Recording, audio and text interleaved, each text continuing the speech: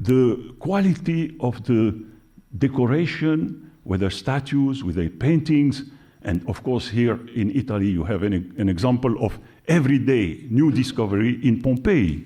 I was with the director of Pompeii, Mr. Zugstriegel. He was director of Pestum and then Pompeii, and he was telling me, you know, we have everyday discoveries. And these are luoghi parlanti. And now we are going about another knowing better the role of cultural heritage with the communities. Yesterday, there was a very important session about the cultural itineraries in Europe. And we have seen my colleague from the Council of Europe, Roberta Alberotanzo, with whom I worked when I was at UNESCO, because I thought that whether UNESCO or the Council of Europe, they have the same objective. And this is something which is done not by a governmental body, but a private body, an association, a foundation. And the theme that is presented to us today in the world in Florence is Festival of Cultural Expression Diversity.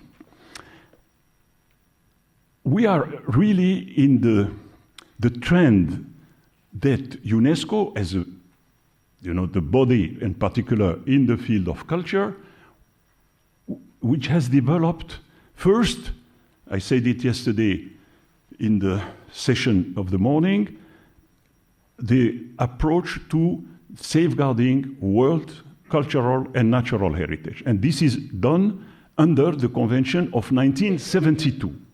And I repeated yesterday that this convention, 1972, is signed today by 194 countries.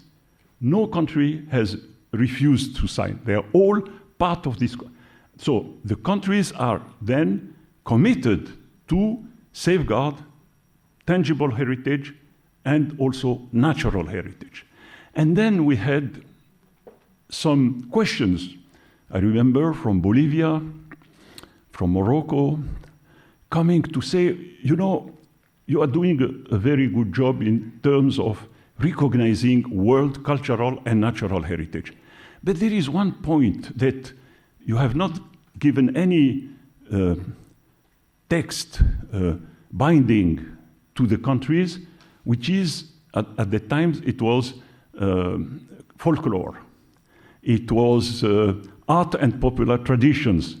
For example, in Paris, one of the leaders who created ICOM, the International Council of Museums, Georges-Henri Rivière, he created a museum in Paris, in the 16th arrondissement, near the border of the city, called Musée des Arts et Traditions Populaires.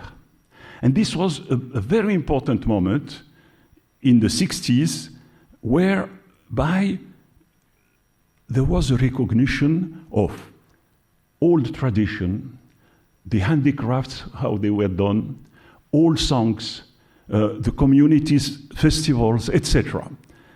And then we start working. And you know where we start preparing the definition of what is called now the intangible cultural heritage. It's not anymore folklore, art and tradition, it has a more wider meaning. We met here in Italy, north of Torino, in a village called Grinzane Cavour, and we were 5 sitting during 2 days to prepare what is the first paragraph of the Intangible Cultural Convention, the safeguarding of the intangible cultural heritage. In this convention, the importance which was given to the communities is from the first paragraph, because it is from the communities that you can see what is the living life. The food, you know, it is under this convention, we call it the UNESCO Convention for the Safeguarding of Intangible Cultural Heritage. And under this convention, we have a number of recognition, but it is not done as a list of extraordinary or outstanding. It is the life of the people, their holidays, festives, their food. Il cibo italiano è stato riconosciuto sotto questa convenzione del 2003. Io ho partecipato personalmente ai pupi siciliani come patrimonio intangibile e poi sono andato in Sardegna dove tanti anni fa ho scavato 2 siti in Sardegna come archeologo, San Antioco presso Carbonia e Fiumi Maggiore, dove abbiamo trovato una cosa meravigliosa, un tempio di epoca fenicio-punica. E allora sono andato in Sardegna e sono stato invitato dal sindaco di Nuoro e mi hanno... in English, sorry. I moved, and I was invited by the mayor of the city of Nuoro. He said, you know, we heard that you are in UNESCO and you are preparing something about the intangible heritage. Can you attend with us a festival? I remember, I think it's a San Michele festival. We have here persons who are peasants who are singing without any instrument, no piano, no flute, nothing, only their voice, il canto a tenore dei pastori sardi. E abbiamo invitato a Parigi, all'UNESCO, i cantori, i pastori sardi. Dunque, we have invited one of the expression of intangible heritage of Sardinia was presented together with the food, with the cheese and the bread. And, so this is showing, yesterday, those who were with me listened to Madame Roberta Alberotanza. She said, you know, but you are not having, with your convention, not paying attention to communities. I said, I will reply to you. And this was my reply. Yes, now at UNESCO, there is a convention. It is now signed also. I think we will arrive, like the convention of 72, the convention of 2003 is now accepted by 180 countries. So we have only 14 countries, and then the world.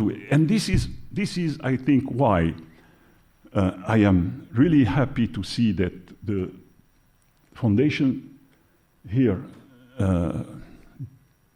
Del Bianco, is putting in front of us the question of communities. It is very important. I return back to the time where we are preparing the definition of what means intangible heritage, and then it was during the time of Mr. Koichiro Matsura as Director General of UNESCO. He said maybe before we arrive to the presentation, you know, presentation of a convention is a long way because we have to gather experts, lawyers on international law from all countries, and to arrive to a document which is in reality an international treaty. In parallel, what we have done is something that I will come to it in 1 minute. We have done, we have prepared and implemented a program which is the masterpieces of intangible heritage. And we went to Africa, to Asia, to Latin America. We had a jury which was under the presidency of a writer from Spain, and we were recognizing masterpieces, les chefs-d'œuvre in French, masterpieces of intangible cultural heritage. This is, when we see the history of ICCROM, this is exactly what was done in the 60s when Italy had the flooding in Florence and in Venice, and Egypt has the possibility, if nothing was done, to recover monuments of pharaonic period under the Nile if the dam which was planned will not have some action. So we have in our history at UNESCO the Minister of Culture of Egypt coming in the 60s and asking the Director General of UNESCO to launch an international campaign for the safeguarding of Abu Simbel and Philae.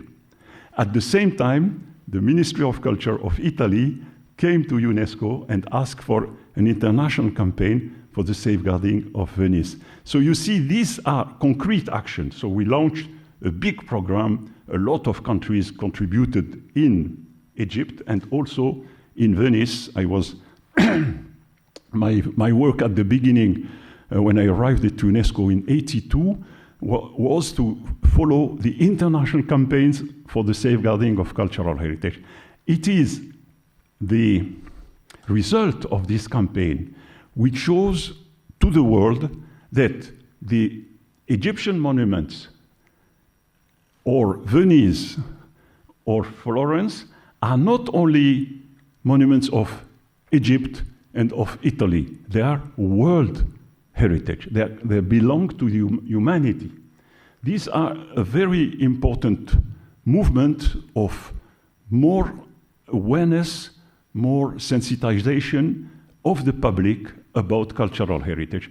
And now it's the same. Now when we speak about the recognition of il cibo italiano, this is now giving to the tradition of the pasta, the bread, I mean, olive oil. I mean, it gives the sense of belonging not only to Italy, where it is produced, but also a sense of recognition from all humanity. This is the philosophy of UNESCO, dealing with monuments, sites, museums, but also giving a very important role to the voice of the communities. Thank you.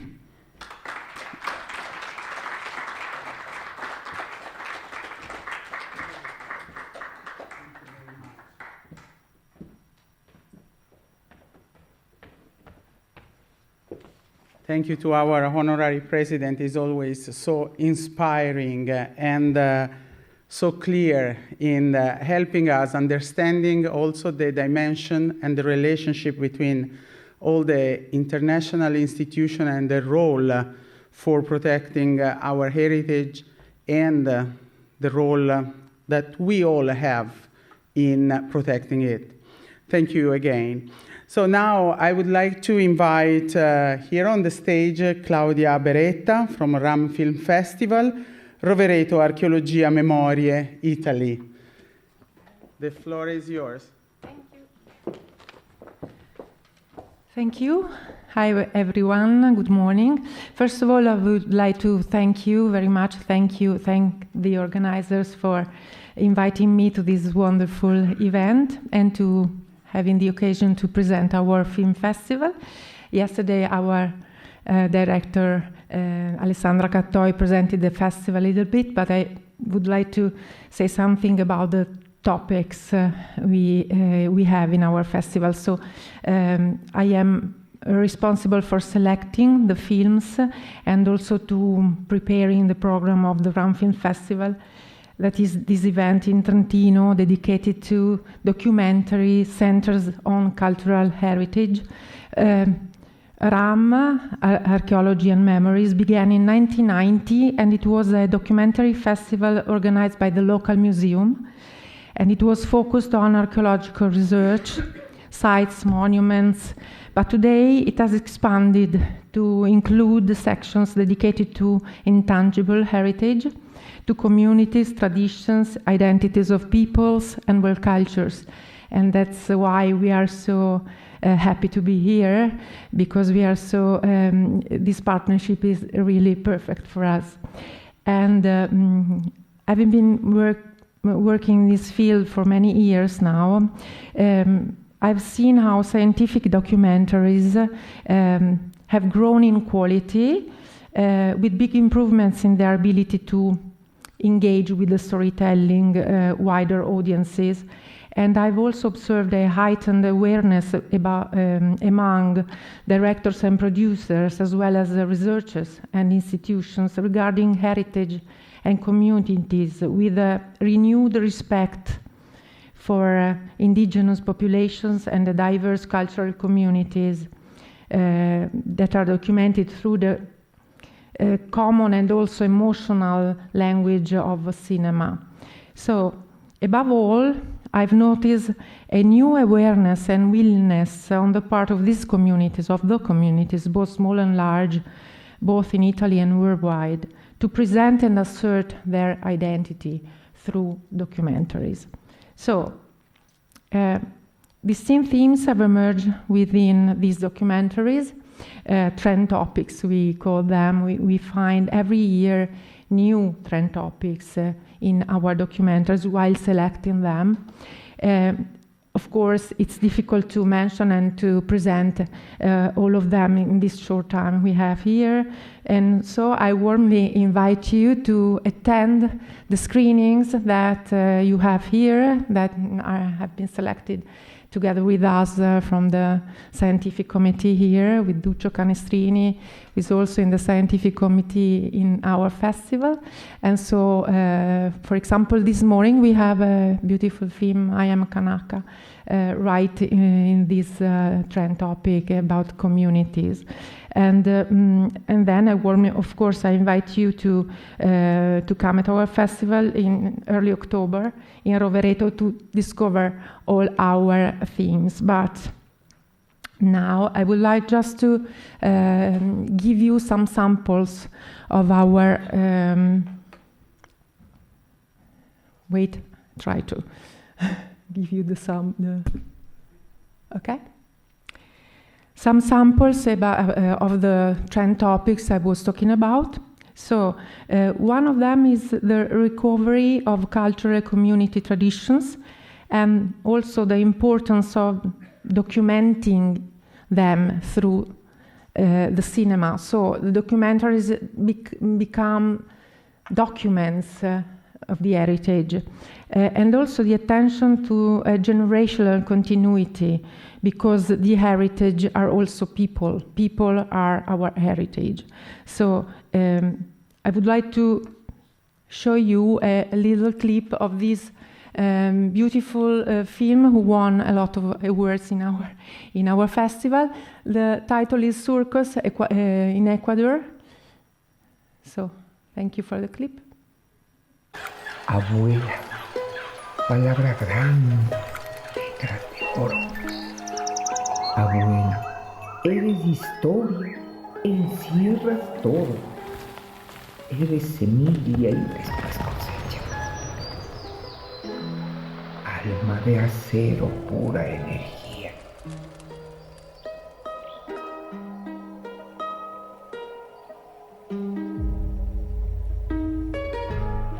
Generación. Ya no hay nada, ya no creen en nada de las cosas antiguas. Pero a veces será uno que otro que cree. Y hay que lo que los viejos desvarían, ¿quién va a creer?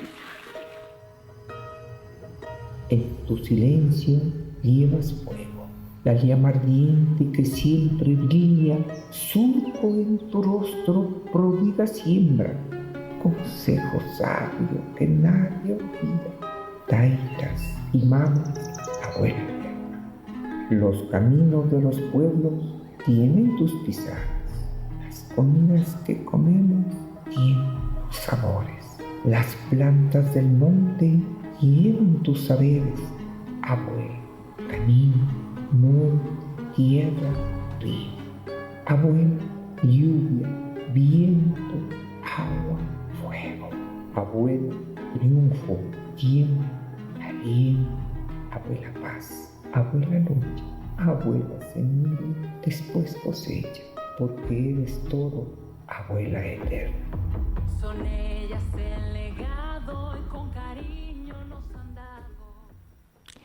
So what is the heritage is my grandmommy, la mia nonna, and I think it's true. The film shows all the traditional knowledge So the medicine, the harvest, and so on. And at the end is a poetical ending. So the heritage is my grandma.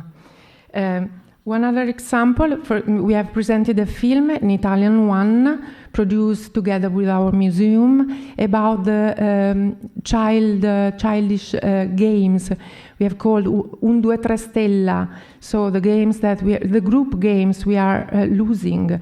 And so the cinema helps us to document all this stuff for the future generation. So the generational passage is important to conserve. And then another example, there is another clip and another language. We have inaugurated a new section this year with this full dome. We have a planetarium, and now we have a lot of documentaries produced in full dome. I was astonished because I think that they were producing just astronomical stuff with this full dome in planetarium, but I found a lot of documentaries about the cultural heritage. This is one of the example I've brought, and this is a proud testimony of the so-called First Nations, so cultures, languages, different languages, traditions, asserting their ownership of the territories and stewardship over their lands, both before and after colonization, with a renewed desire to reclaim a leading role.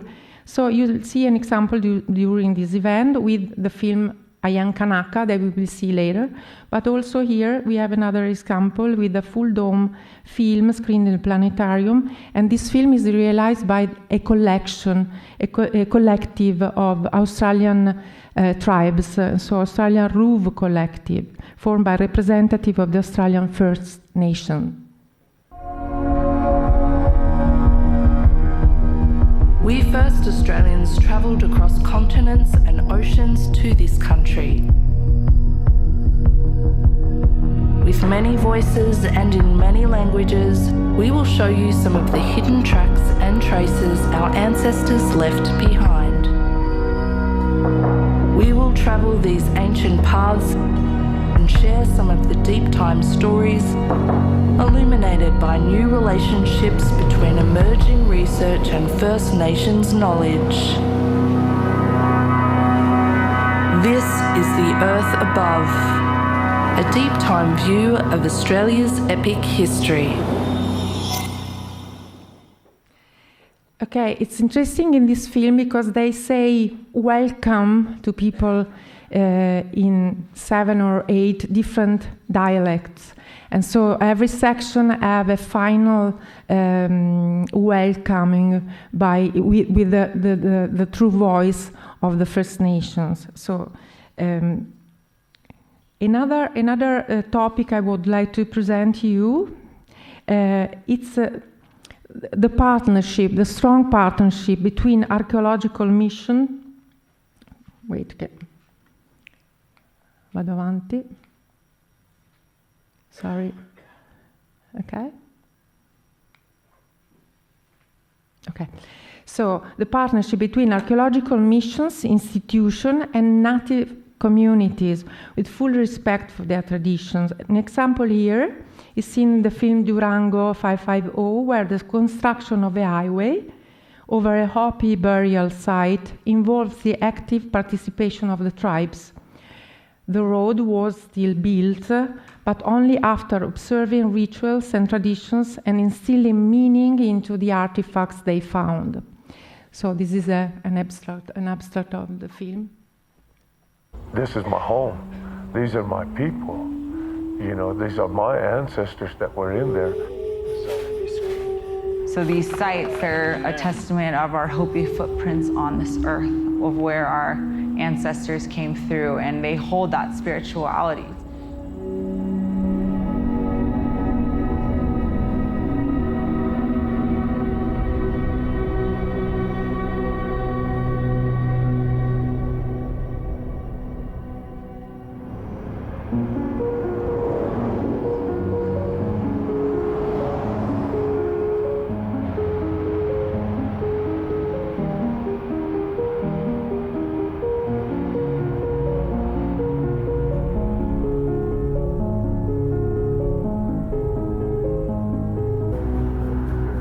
When you bring elders, youth, and archaeologists all together, everyone is benefiting because you're learning from each other, but also you're paving the way for this new era of archaeology, which is including the indigenous people that are still here. I really believe that the future of archaeology in this country and across the world depends upon including indigenous people in the study of their own past, both from the perspective of Western science and from their own beliefs and traditions. Both of these paths to knowledge are important.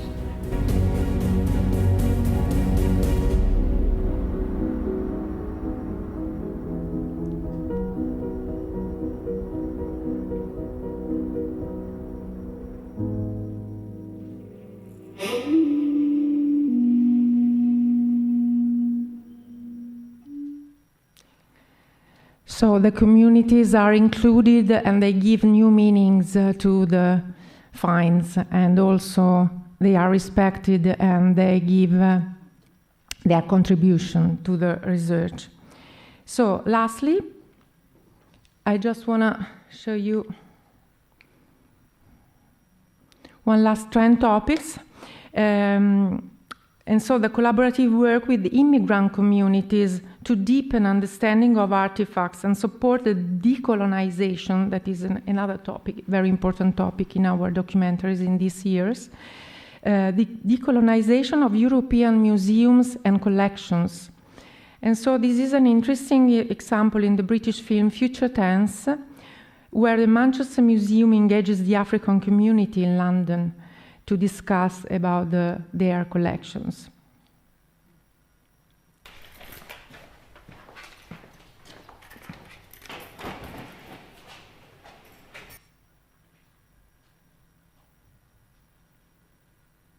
I remember coming to Manchester Museum many years ago because I live 10-minute, 15-minute walk from here.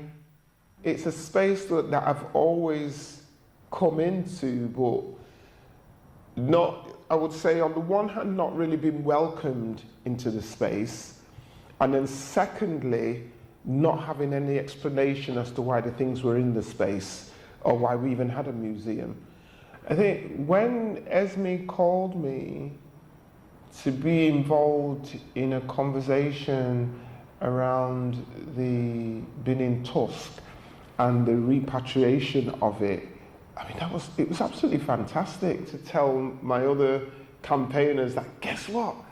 I've got a conversation with the CEO of Manchester Museum. She's going to sit down and talk to me. And do you know what? They have the Benin tusk, and she wants to talk to me about it, about sending it back. That's when things started to change, you know, listening to people. We need to work with the communities, the African communities, to hear what this stuff means to them, whether if it's just physically, culturally, traditionally, or spiritually, so that they then feel that, oh, I belong in here. I can come to Manchester Museum. This is what Manchester Museum means to me and my ancestors or my people.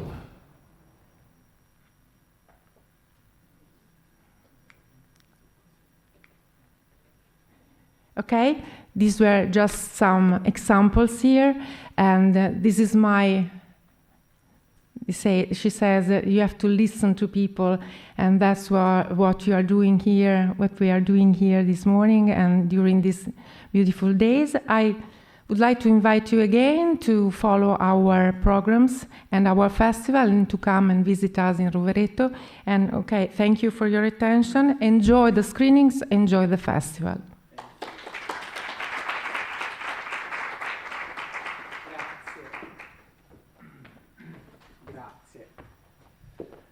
I must confess that I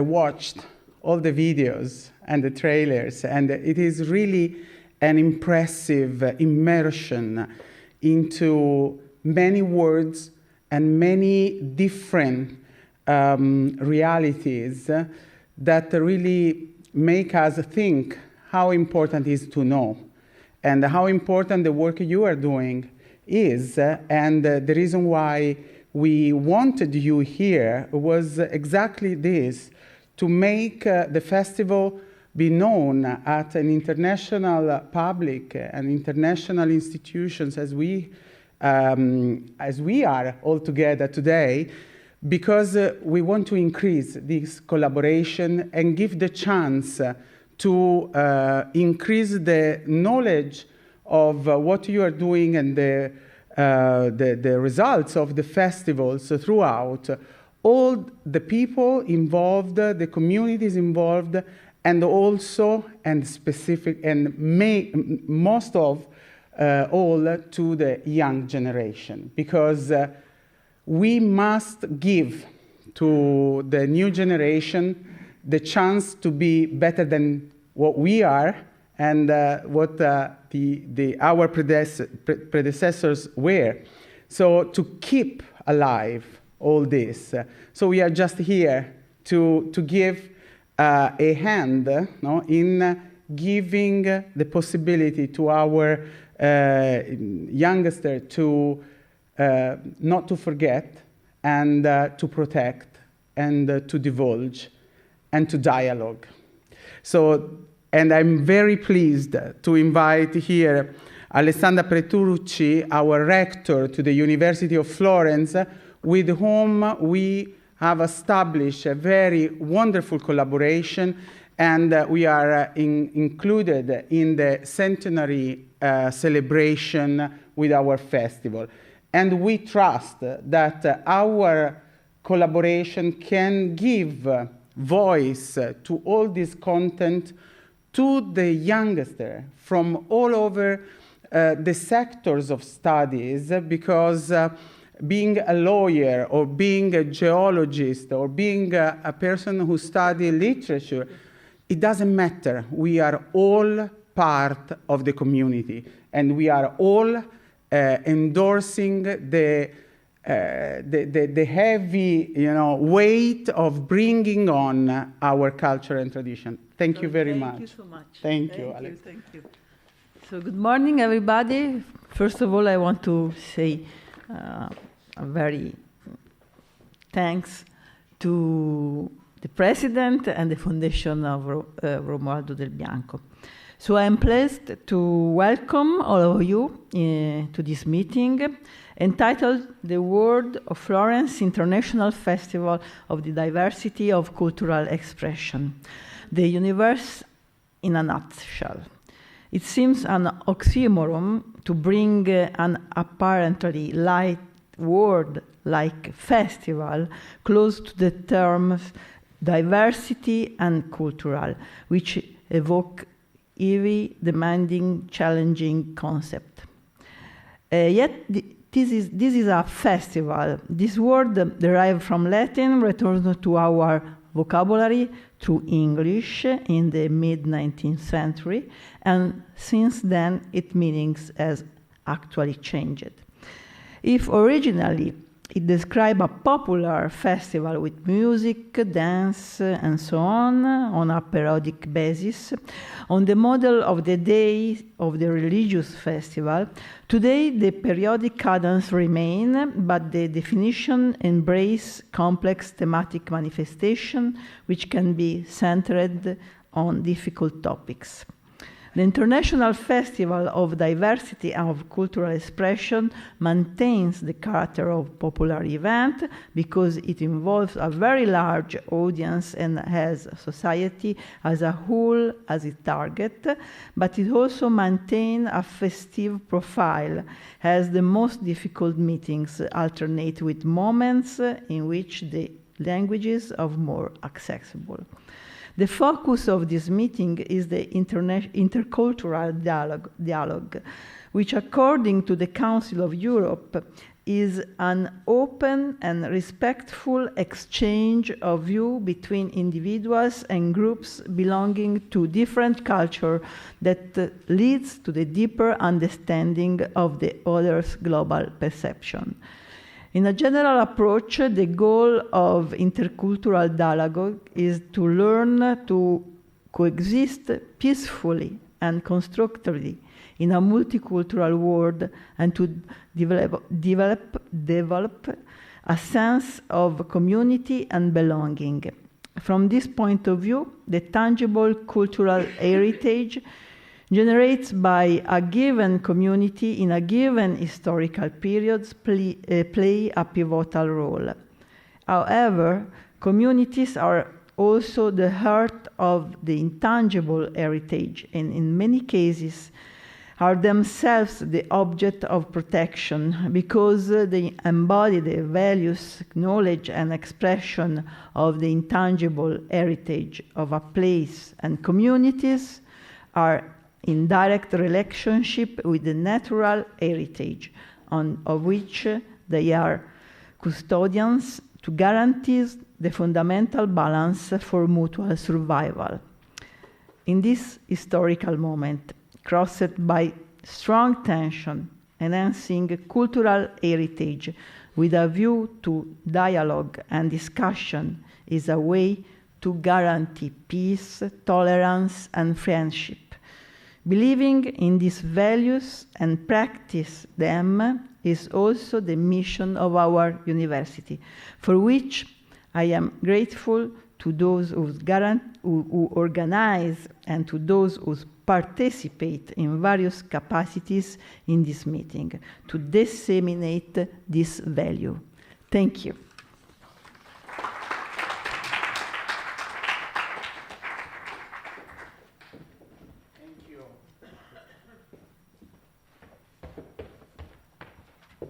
And now, I call on stage the committee that have patiently followed all the inputs that the foundation has given and has shaped such a tight, full, and incredible program with lots of elements that can really help to make a debate and a meeting that matches the interest of institution and the main large public. Because the vision of life beyond tourism, as our honorary president said before, is also to be a sort of hinge between the institutional and theoretical approach and the life of local communities and international communities. So the program they managed to shape is something that really impressed me as well. So I thank you very much for your passion, infatigable work and enthusiasm from the beginning to now, and we will see what happens next Saturday because we will all collapse after all these efforts. So thank you, and the floor now is yours for all the rest of the session. Thank you very much, Carlotta. I hope not to collapse too soon before that. So it will be just a short self-intro presentation, and it's Duccio Canestrini, myself, Giorgio von Arx, Corinna del Bianco. What can I say in brief, respecting the schedule? Well, I'm an Italian anthropologist. I wear a Norwegian jacket just because it's a bit cold, but I'm Italian. I've been teaching anthropology of tourism for many years, for 30 years, and traveled a lot, and while traveling realized that the local communities, of course, have a relevant role in conservation, and we have to listen to them. And what could I add? That my task here is to coordinate, to facilitate and moderate a panel of experts in these topics, which will bring us the news about their fieldwork all over the world. And that's a really valuable contribution, and we'll elaborate on that topic, of course, because local communities may behave in a good way, but also they can take wrong decisions somewhat. And perhaps they need also a training and a consulting, which of course would be not in a colonized, in a colonial sense, but through a participatory process. And all these topics, we shall discuss them. And what can I say? We've been working very hard in the late months, so I hope you enjoyed both the spectacular aspects of this festival with videos, music, and dances, and these insights, which will come from experts we have invited. Okay, now it's maybe Corinna's turn. Giorgio, go ahead. Good morning, everybody.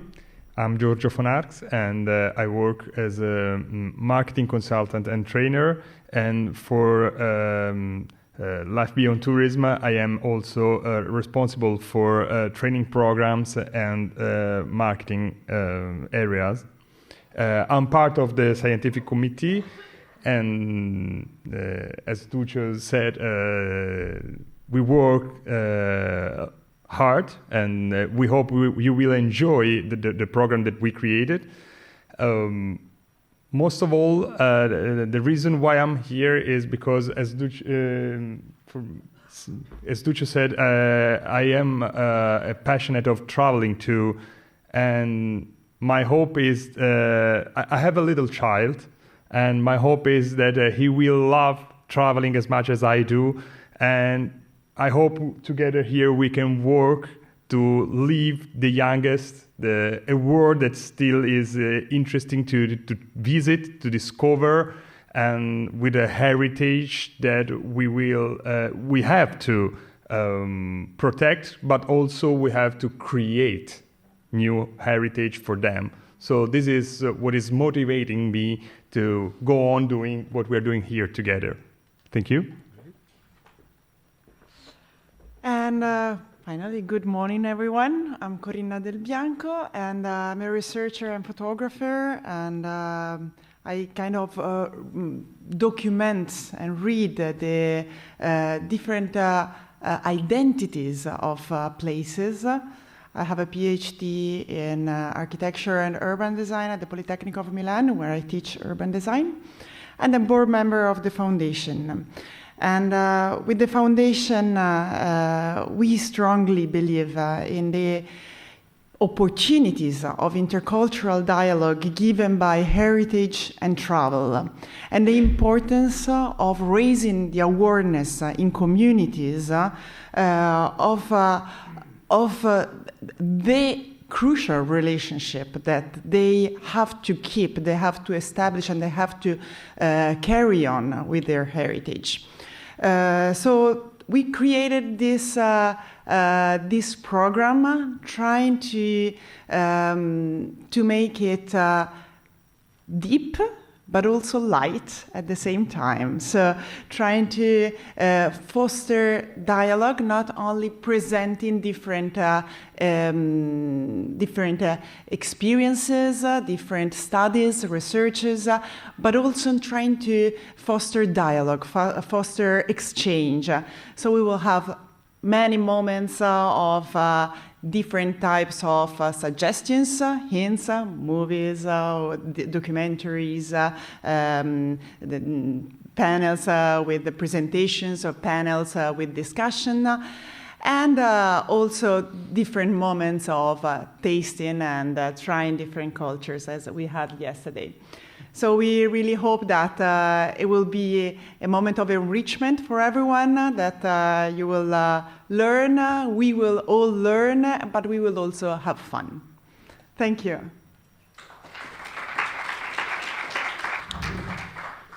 So paradoxically, I could say going back to old traditions, religion and language is a form of progress. That's what we learned from this marvelous film.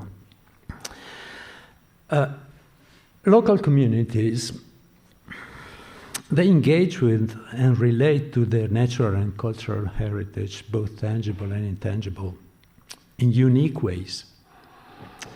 While it's generally assumed that these communities have the right to participate in and shape their heritage, this is often not the case for various reasons.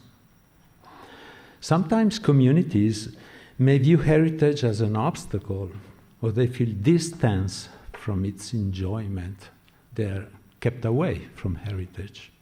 And in that, I totally agree with Francesco Bandarin, who said that yesterday in his interview.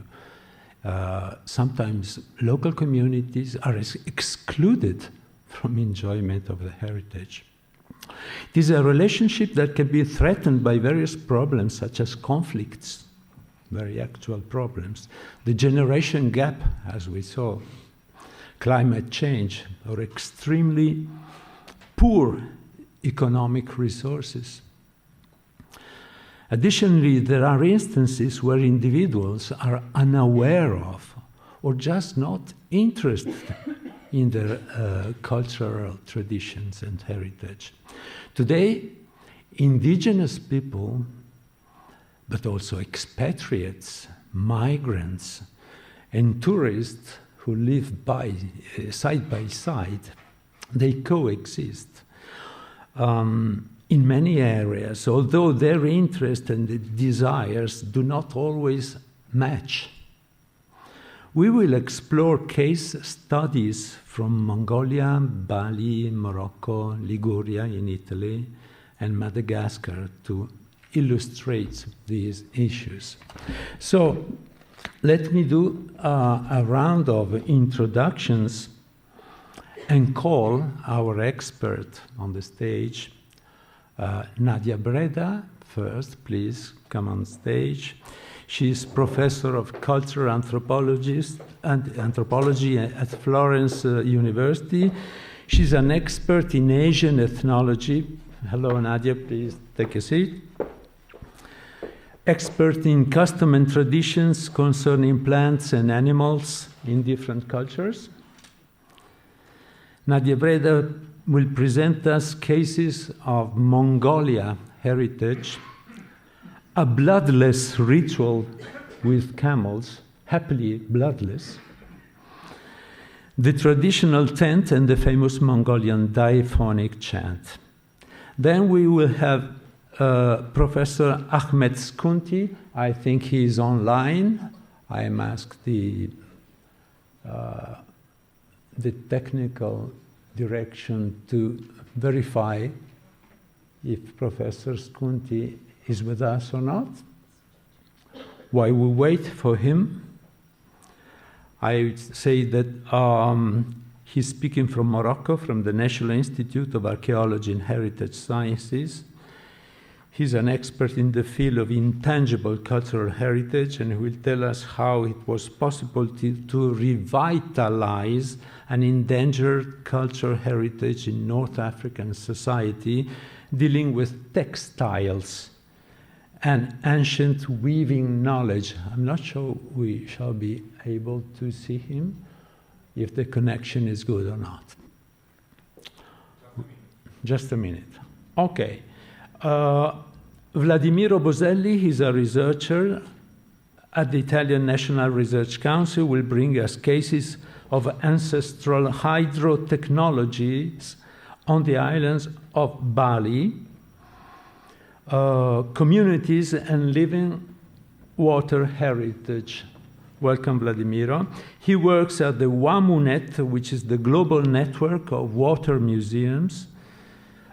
May I quote you, Vladimiro? I enjoy traveling by bicycle and camping like a nomad in the desert of North Africa and Central Asia.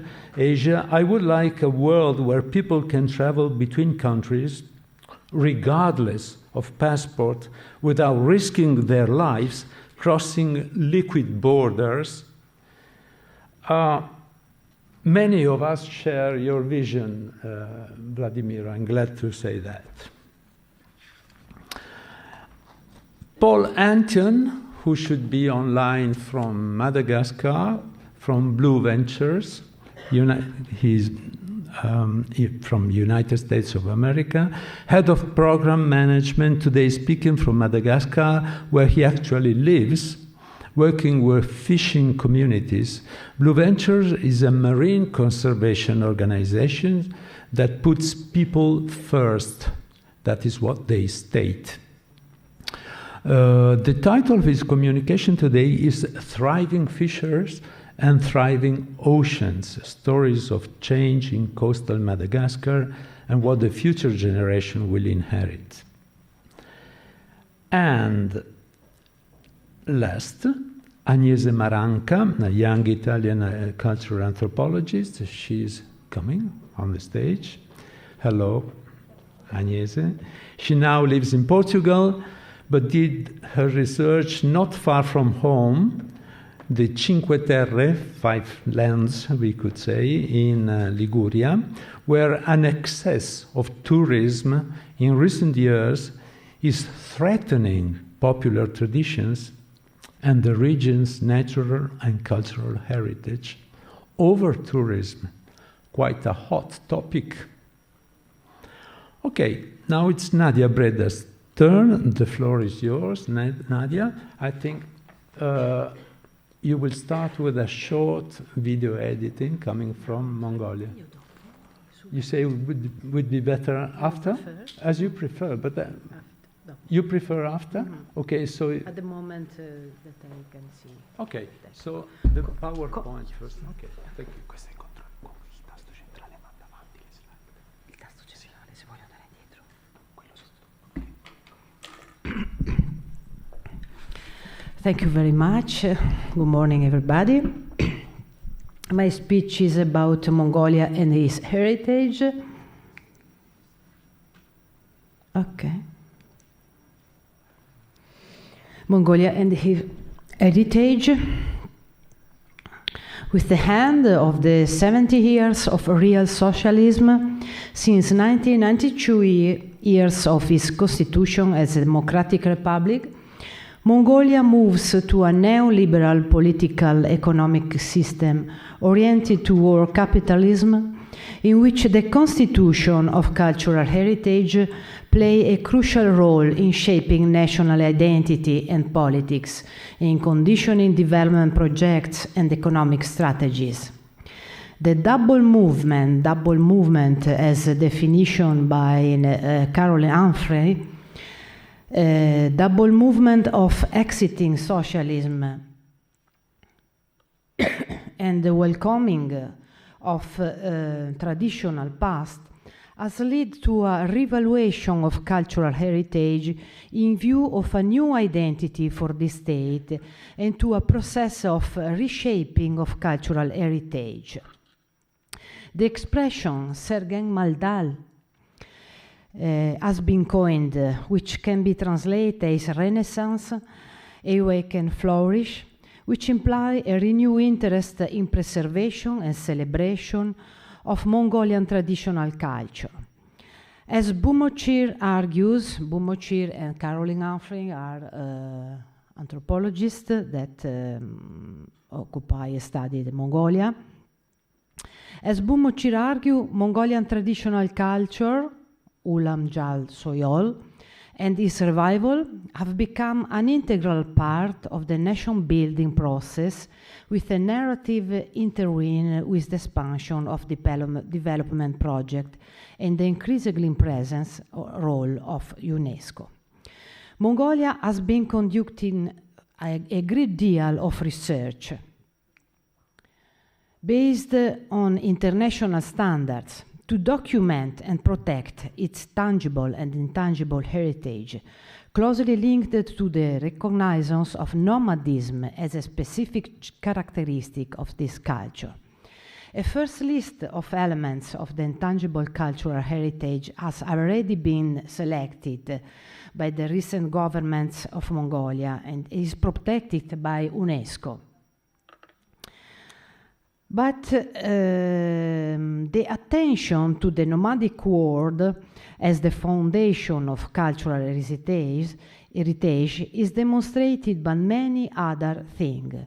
First of all, beyond the more well-known Genghis Khan Museum of Ulaanbaatar, many other museums and cultural centers are built and distributed nationwide in each province of Mongolia.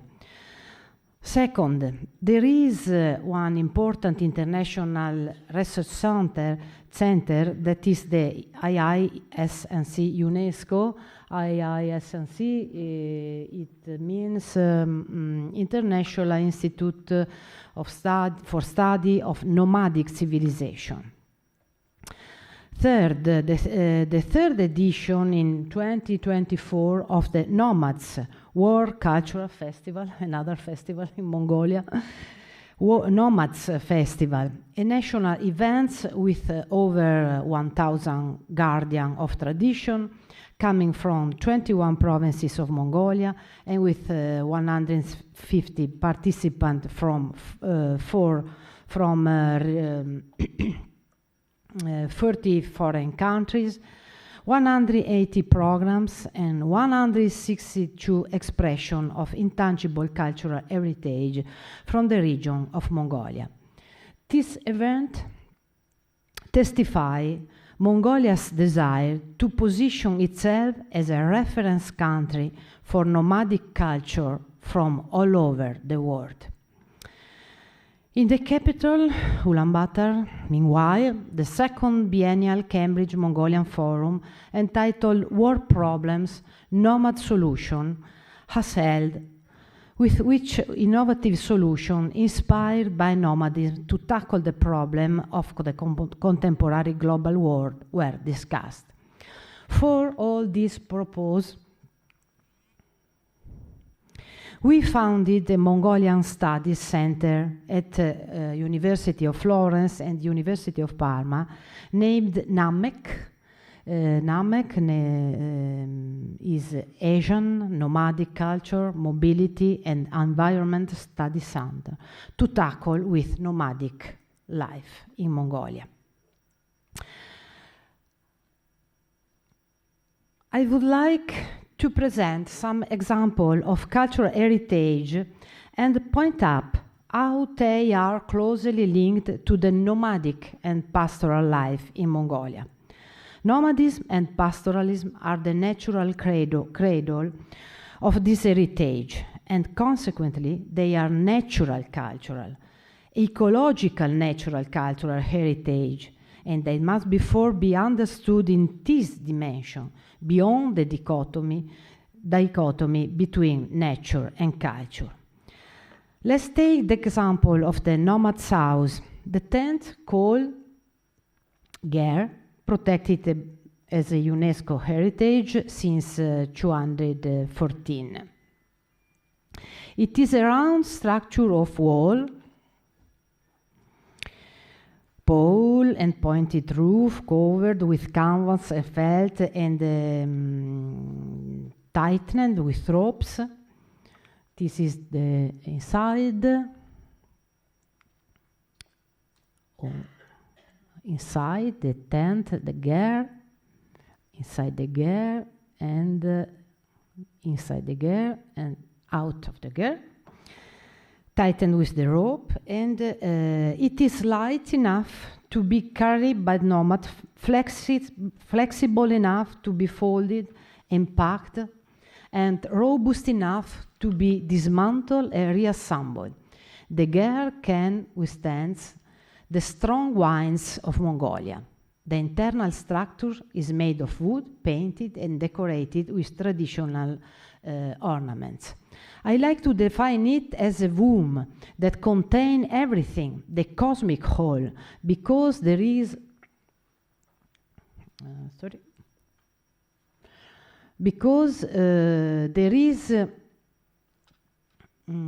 also a structure of behaviors, knowledge, symbols, and local logics that supports and pass through it beyond the material elements. The ger is a living object, literally living because it acts and reacts to person and to environment and climatic condition. Air conditioning the summer heat it and protect him perfectly from the rigor of winter. No.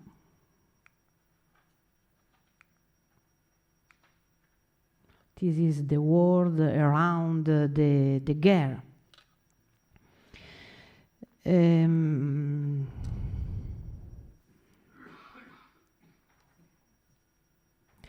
It is clear for me as anthropologist that this house, the girl, lives only if nomadism lives.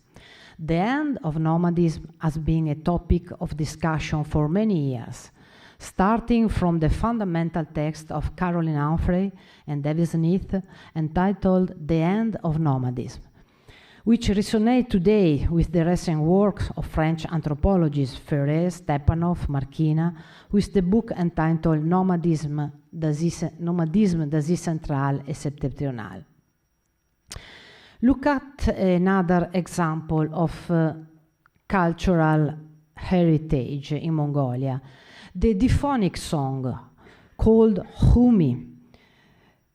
We can see in this picture, the Humi is made by the vocal emission of several contemporary notes, and we can see that the performance is inspired by the sound of nature.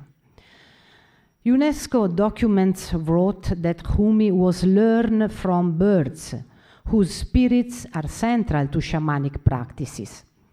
In these photographs, we can see, in literature also, we can see Humi is learning, training near waterfall or rivers, which inspired this vocalization. And its origins is attributed to the noise of fire in the steppes or marshes. Finally, let's move on the most original and complex case of protected heritage in Mongolia since 2015, the coaxing ritual for camel, where Mongolian shepherds perform the persuasion ritual to encourage a female camel to accept a newborn calf or to adopt an orphan. We will see in the video in a minute. It is a ritual that shows the attempt to re-establish harmony between all parts of the cosmos, human, animal, environmental, spiritual parts, because something in the cosmic relationship has been interrupted. The ritual therefore asks the spirit of the cosmos to intervene to restore harmonious order between humans and non-humans. It is a very important form of animism. Animism and this form of cosmology is the basis, the very basis of this heritage in Mongolia. Changes in the social and cultural environment, however, had adversely affected its feasibility. Nowadays, motorcycle are preferred to camel as a means of transportation. Increasing migration to urban center has reduced the number of young herders. The number of culture carriers is therefore rapidly declining as the younger generation lost touch with their traditional ties to pastoral herding. We can see the video now. Thank you. Okay, thank you very much. No,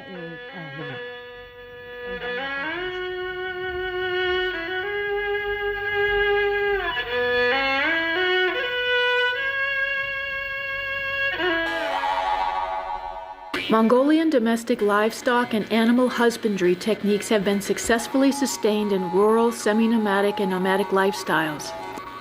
One of the unique, almost forgotten customs for handling livestock by Mongolians is the coaxing ritual for baby animals who are rejected by their mothers. Mongolian milk products are produced by suckling mother animals.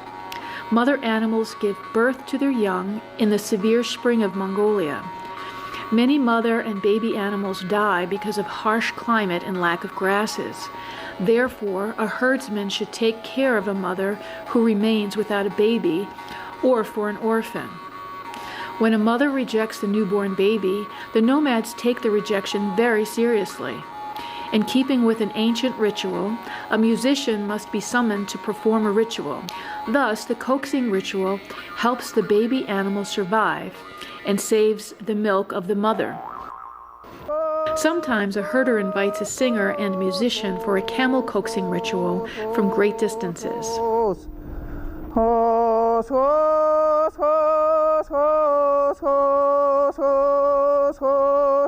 It is a difficult task to coax a camel calf to a camel which is not its mother. My mother used to coax when I was young, and we used to look for a musician who could play the flute or morenhoor, the horsehead fiddle. Later, when I grew up, I learned to play the morenhoor to assist my mother. Maybe animals and man understand each other.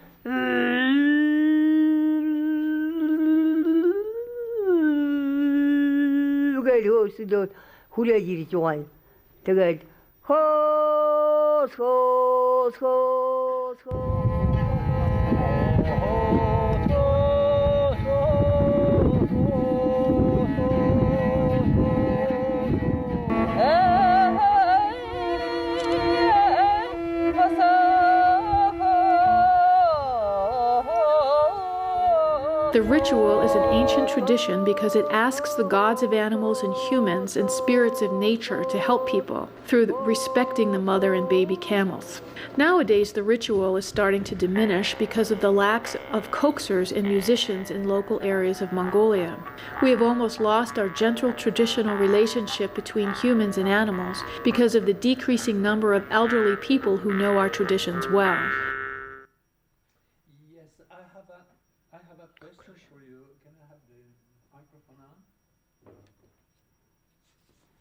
I have a little conclusion.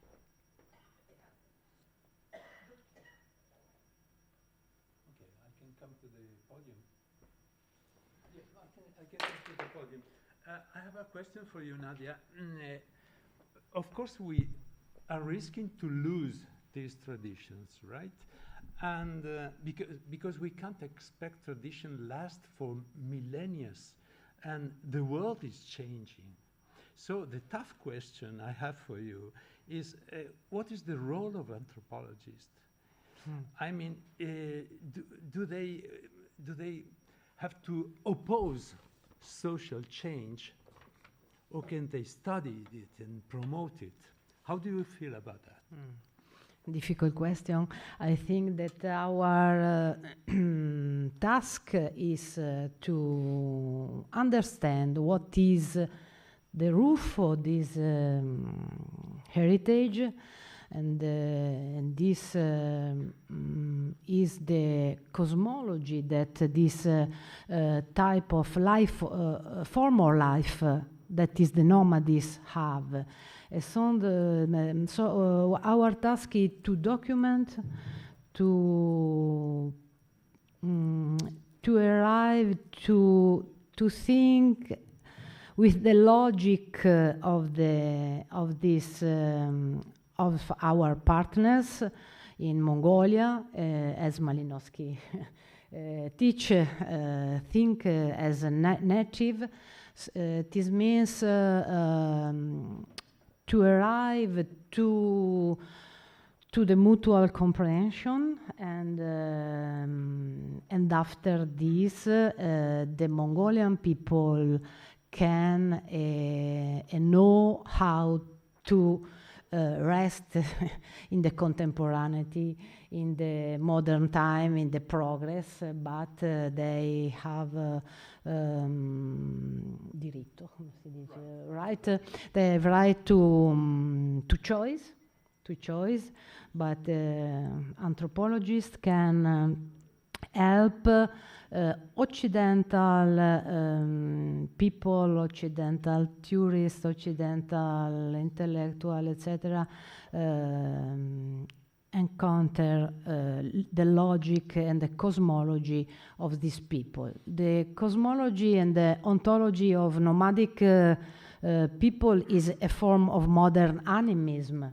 And animism is the opposite, the most opposite cosmology and ontology in respect our ontology, Occidental ontology, that is naturalism, So we have many difficult to understand this style of life, this style of thought. And donc, so I think that anthropological work is very important in this time. Thank you. Also of passage. Accepting social change, so accepting and studying social change. Sì. Thank you very much. Thank you very much. So next panelists, maybe we have it online.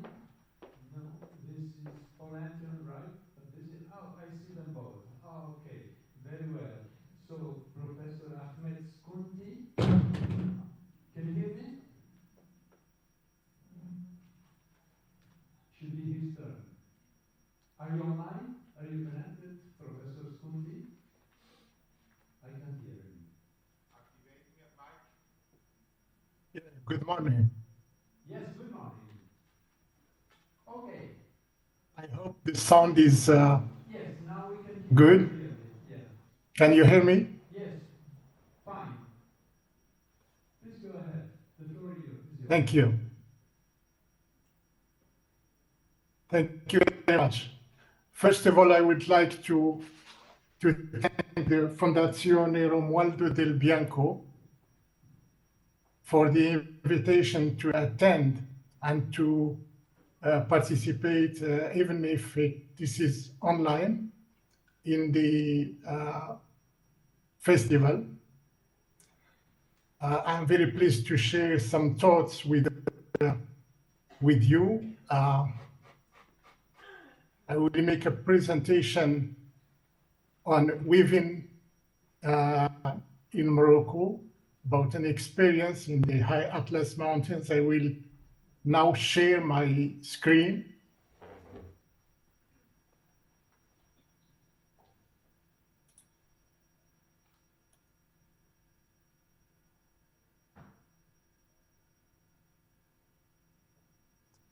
Can you see the presentation? Yes. Yes. Weaving life.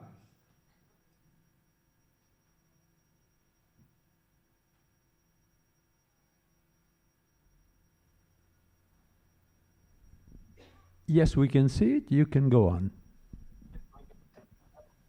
Yeah, thank you very much.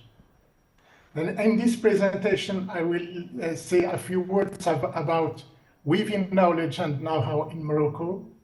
I will present the small cooperative that has been set up recently to work on safeguarding and revitalizing weaving knowledge and know-how.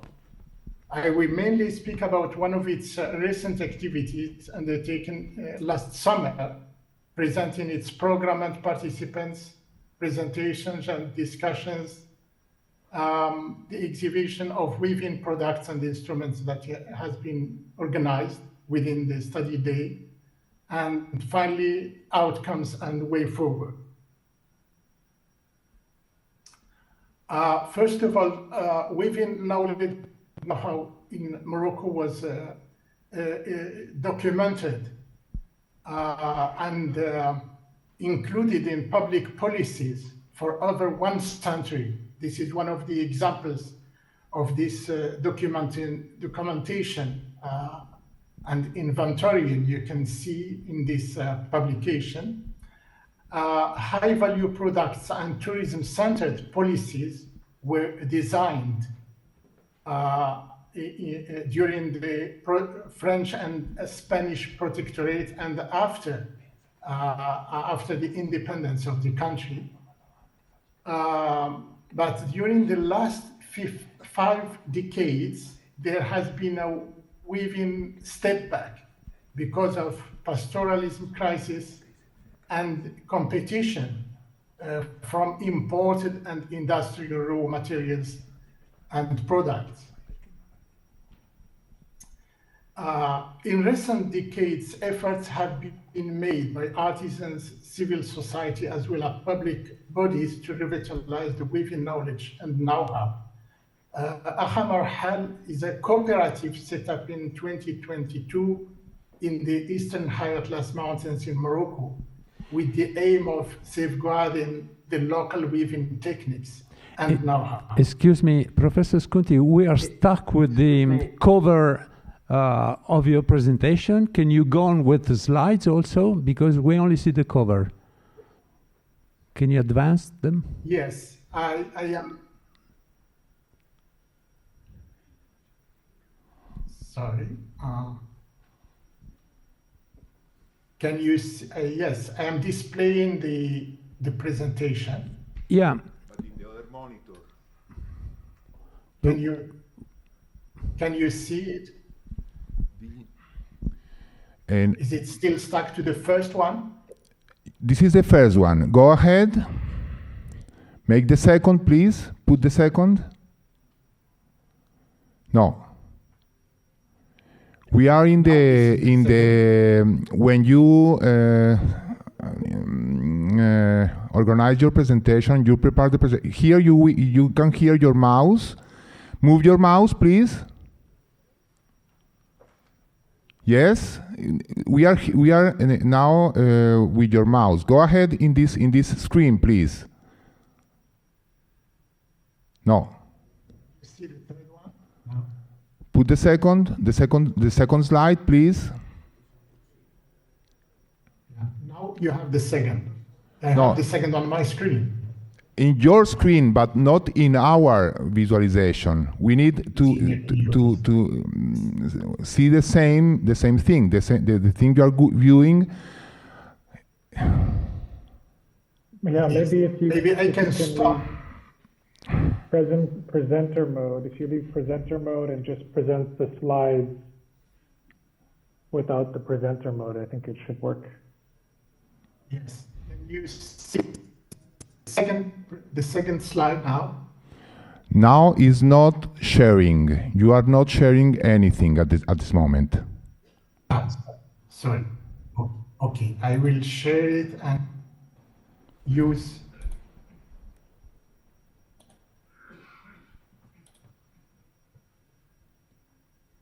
Yes.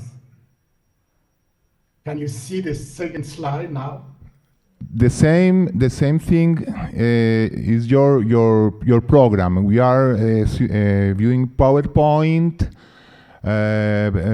profile, organize, prepare, etc., etc. This is the other monitor. You have two monitors in your computer. Yes, move to the second slide, please.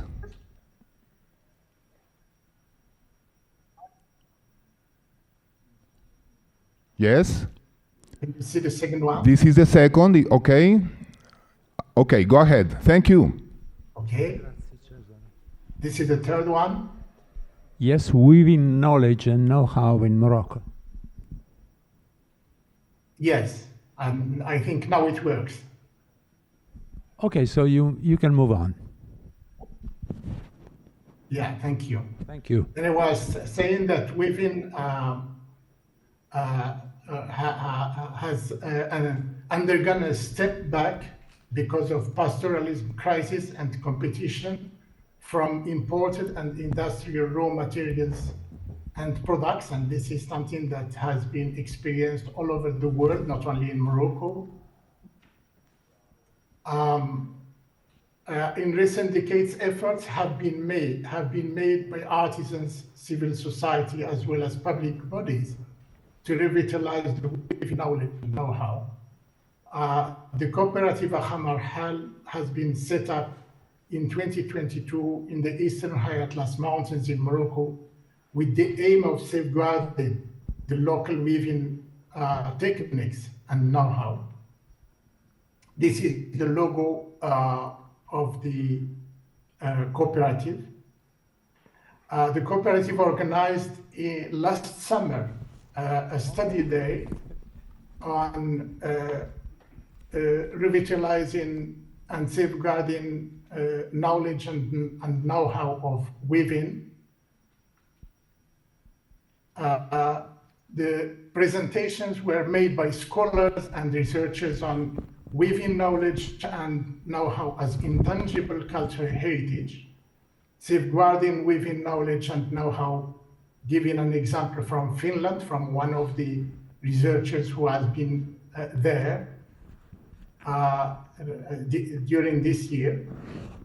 One of the researchers gave a presentation about oral expressions associated with weaving in the Haris Valley, which is the location of the cooperative. Discussions followed this presentation, stressing the need to safeguard weaving knowledge and know-how, and to learn from international good practices. There were also demonstrations during the study day. Demonstrations were made by the bearers, such as Shirin. This is the president of the cooperative Sharing a Sheep, and experiences of weaving, as you see, by this woman. The young audience was interested in the activities they have never seen before. There was also an exhibition of weaving products and instruments. These are some of the examples of the weaving. This is a hooded cloak, white, which is common in Morocco. It is made for men, and this red with white and black lines is a cape, which is for women in the area. And you have some of the products and the instruments displayed here. Some of the outcomes of the and way forward of this study day, the meeting discussed the main pitfalls of weaving, which are the decrease of interest, mainly among youth, disappearance of bearers, difficulty to find apprentices, difficulties of selling products, competing and available ready-to-wear clothing. Local and national actors shared their views towards the revitalization of weaving knowledge and know-how. They agreed to prepare an inventory project to assess the viability of the weaving knowledge and know-how in the region. The project will search for funding on the national and the international level, and one of the main outcomes of the inventory project would be the preparation of a safeguarding plan for one or more of prominent weaving products in the region. And this is the photo of the participants in this study day last August. Thank you very much. Thank you very much, Professor Sconti. I have just one question. Do these communities, do these people produce innovative products, or they just stick to traditional craftsmanship patterns? How do you cope with social change and changement, as I was asking to Professor Nadia Breda just before? Innovation.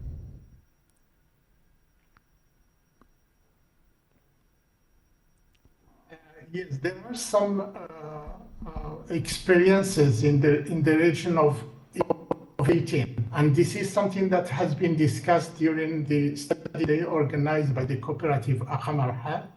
There is a need for innovating because, of course, traditional products are very important for identity, for culture, for having this sense of continuity between generations. But in the same time, the feeling was shared between the participants that we need to go forward to innovate, to create new products that are in line with the needs and taste of the new and young generations.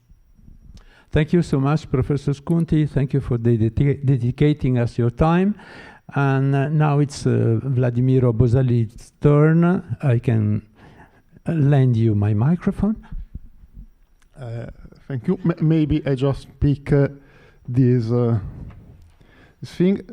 So can we project the slides? on the main screen, please.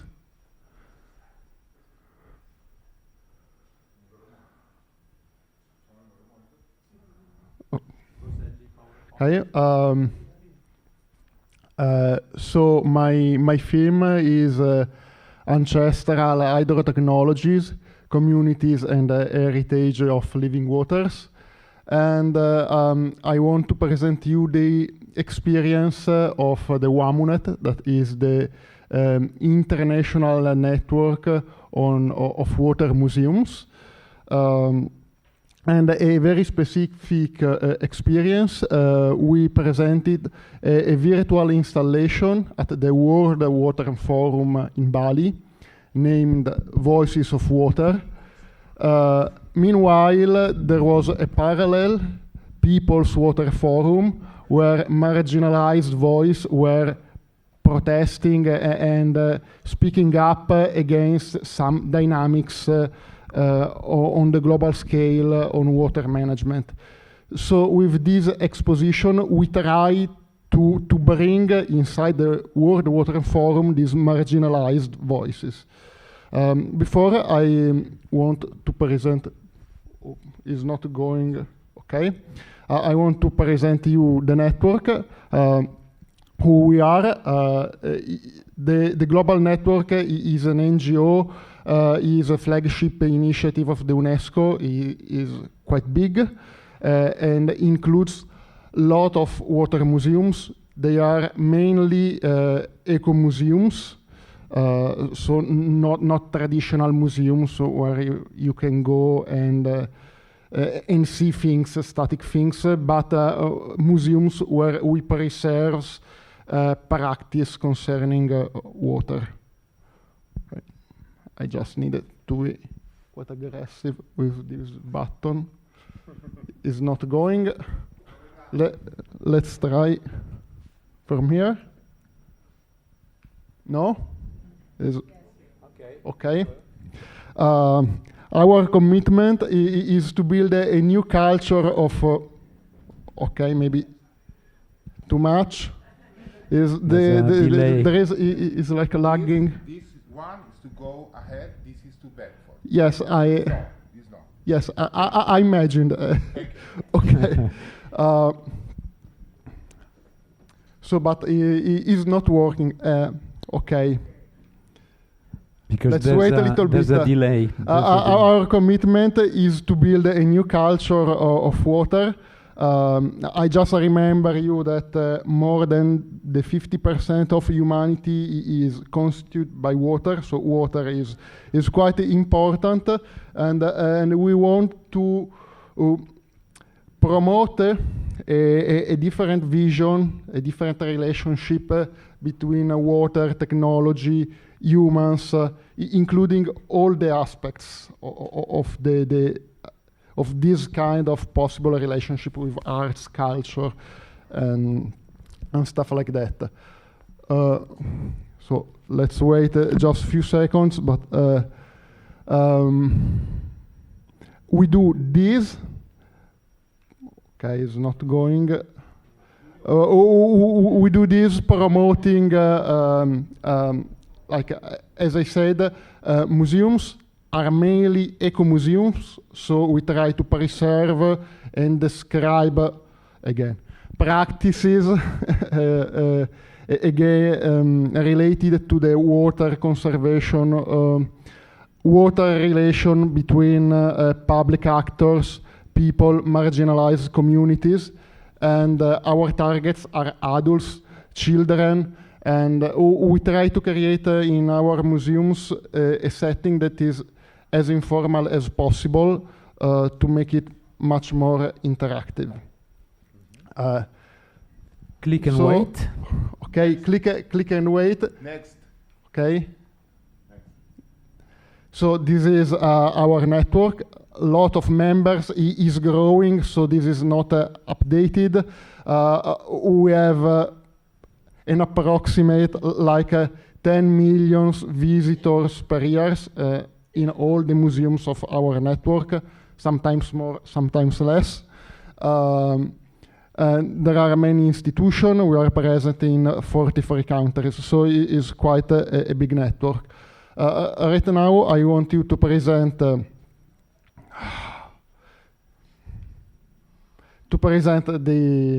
exhibition, that is The Voices of Water. At the end of the presentation, you have this QR code, so you can scan it now or later, and you can explore like just the digitalization of this representation. I want to present you very, very descriptive 2 small cases we treated in this exhibition. One is the case of Bali, of the Subak system in Bali that is quite known to anthropologists because of the works of Gregory Bateson, who studied the Bali society in deep. And the Subak system of Bali was promoted as an immaterial intangible heritage for UNESCO by another anthropology professor who is Steve Lansing. He studied the Subak system in all its aspects, also hydroecological aspects. Is not going this thing, okay? Okay, so this is a drawing of the Subak system. You have the main temple distributing waters to rice fields that are irrigated. This is a humid climate, so this system is working very well in humid climates where you have a lot of rainwater, and you can see terraces, rice terraces. Next, please. This is a representation. This is some picture of the system, so you can see terraces, and I want to stress the attention on terraces, because if you go on next, you have another representation of the flooded terraces. Next, we treated another case in this exhibition, that is the Moroccan case, where often you can have terraced oasis. This is an arid ecosystem, so the technology is analogous, so it is a terrace, and in this case, the terrace is used to collect water and redistribute water. You can see the abandonment of some terraces. Next, please. This is a multi-crop cultivation of the terrace. Next. And you have an aerial view of this oasis. Is my oasis. I spent there almost 2 years. I'm in love with this place. Next, please. Just here there is the timing going on. I want to conclude. I show you these 2 cases. You can explore more if you scan the QR code. There is the digital exhibition. Basically, because ancient hydrotechnologies and these technologies are developed through centuries, so are very effective to adapt to different climates, cultivation situation, and is important to preserve it. Sometimes it's difficult because the tourism in these places can be destructive for the preservation of these communities and these realities.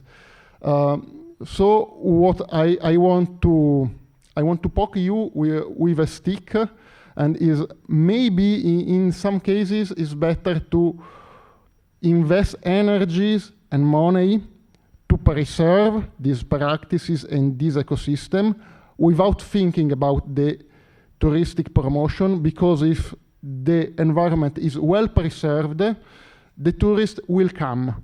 But before of all, if we want to go beyond tourism, we need to preserve and to focus on local communities. These communities often are marginalized because they have low political engagement in the decision, and there is also an economic issue. They are generally much more poor than other communities, and so on. So it's just a suggestion. In some cases, this can be the solution. Thank you very much, Dr. Boselli. Thank you very much. I have a couple of questions for you. The first one is a mock question. Did you hire a bicycle in Bali? No, I was not present in Bali, but in Morocco, generally, because I work on the Anti-Atlas, yes.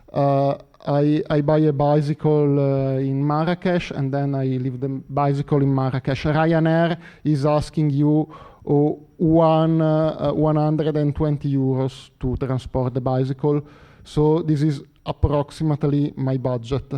But anyway, if someone wants to accompany me and provide some budget, I'm very expert in very low budget missions.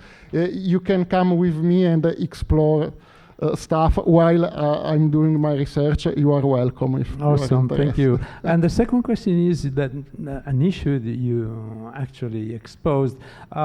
We know that going back to Bali, tourism has brought a lot of money to the island, not to the islanders, some of them at least, but has produced a dramatic social change. And what's your vision? What's your thinking about that? So, I mean, it really depends by the area. If you go on the Subak, generally they suggest you to eat with the families, just cultivating and taking care of the Subak to give them some extra monies, because the rice production from the Subak is not enough to maintain families working on that situation. In the oasis, sometimes is different.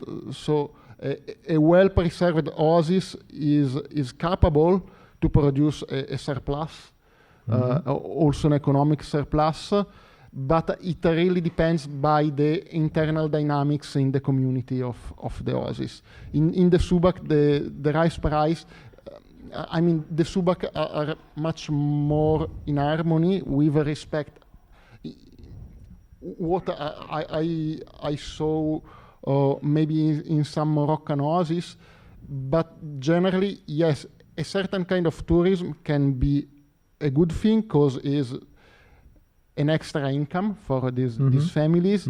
But I think that is not the point, because if you start to promote the tourism, that kind of tourism, you can create imbalances on how families can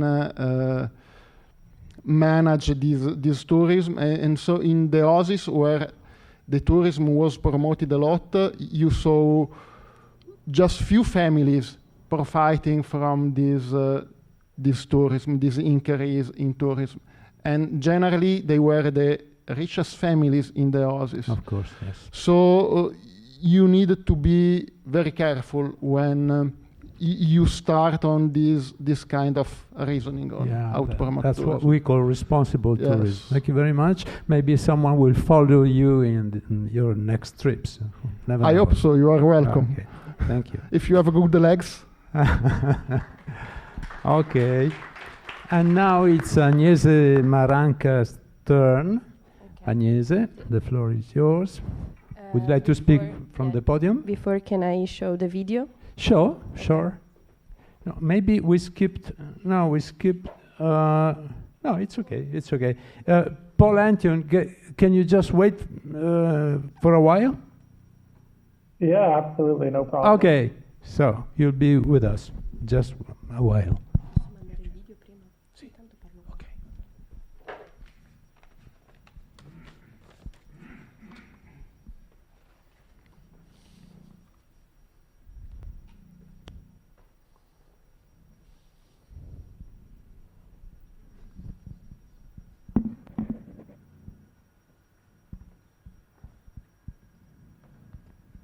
No sound? No, now for the moment, no. Okay. Just without sound.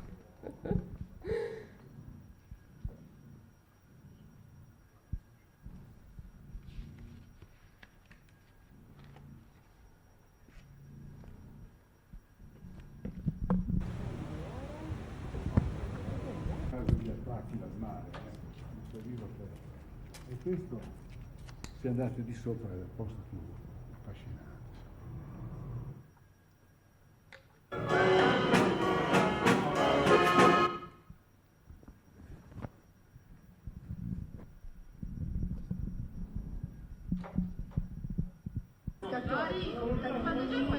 Vestiti in maniera originale, quindi tu vedrai tutti i pantaloni arrotolati, le camicie arrotolate, a fare, prendere in giro con una cantilena.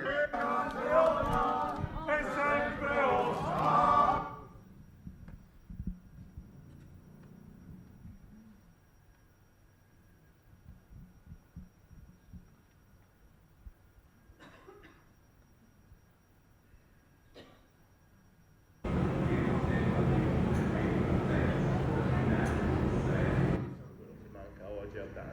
Purtroppo oggi nessuno si ferma un attimo a guardare chi c'era prima di noi, no? E invece qui c'era tanto, cioè.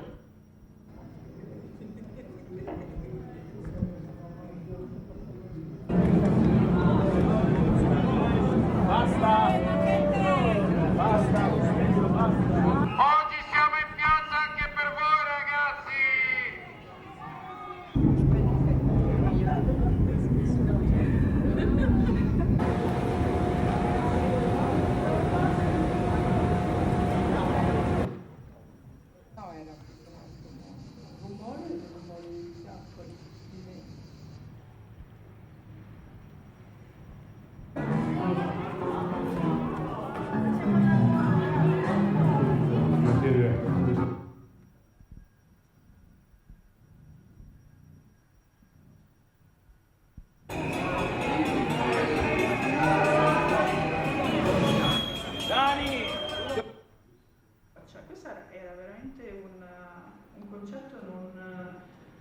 Non scontato, no.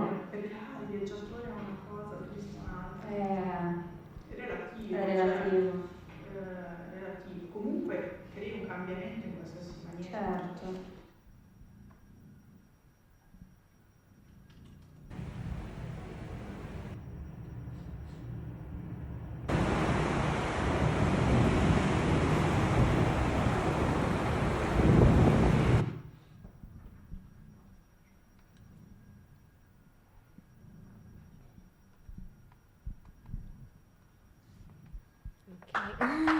Okay. Now it's up to you, Agnese, to interpret these images, these pictures. Yeah, I'm not a video maker, but I try to put myself during the research, and I took this video, these images with the words of the people who I interview during my research, and I think it's good to introduce my... And especially trying to translate the Italian word restanza, which it's quite a new word for Italian. We might translate it as restness. Yes, I think there isn't a translation for this word because it's very particular, but... Okay, go ahead. I will try to translate. Good morning, everyone. And I'm very glad to be here today to introduce to you my ethnographic survey about the opinions of the inhabitants of Cinque Terre about the intangible heritage relating to mass tourism. As you can see in the video, today we are in Italy, especially in the eastern part of Liguria, between the city of Levanto and La Spezia. And we can find 15 kilometers of coast where there are 5 villages, Manarola, Monterosso, Rio Maggiore, Vernazza, and Corniglia, which together make up Cinque Terre. UNESCO has included Cinque Terre in their World Heritage List since 1997, and under the name of cultural landscape. Thanks to the very particular and unique landscape with a terrace made by dry stone wool and the only possible method of cultivation due to the vertical and the rocky landscape. In this case, I remember the words of Attilio, one of the inhabitants that I interviewed during my research, And he said that it's true. Cinque Terre is a very cultural landscape because it's an artifice made by women and men who decide, who knowledge are imprinted in the stone of the path. So when he walk on the path, he can listen the stone, and was very particular. And in 2003, with the Faro Convention, we are more conscious about the immaterial heritage because the focus was shifted, was from a merely objectivist point of view about the culture to a very dynamic view of the culture. And the focus was on the heritage community, a community who recognize themselves on their heritage. In order and to be transmitted this heritage, they decided to renovate it, to transforming this their culture, their tradition every time, because no culture phenomenon remain the same forever. And these particular things I saw in Monterosso with the Bescantado in Tamacaya festival. We saw little images of this festival. It's a carnival rite who the community decided to recreate it on summer season because we have a lot of tourism, and these are great things for earn money to ensure the security for the church, and in order to the tradition will be not lost. So it's very important. During my research, I found two different point of view.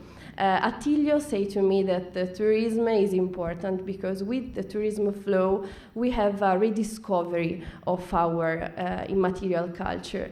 And Heidi, an agriculture producer that I have interviewed during my research, said to me that he decided to look back to his past, to creating like a social project.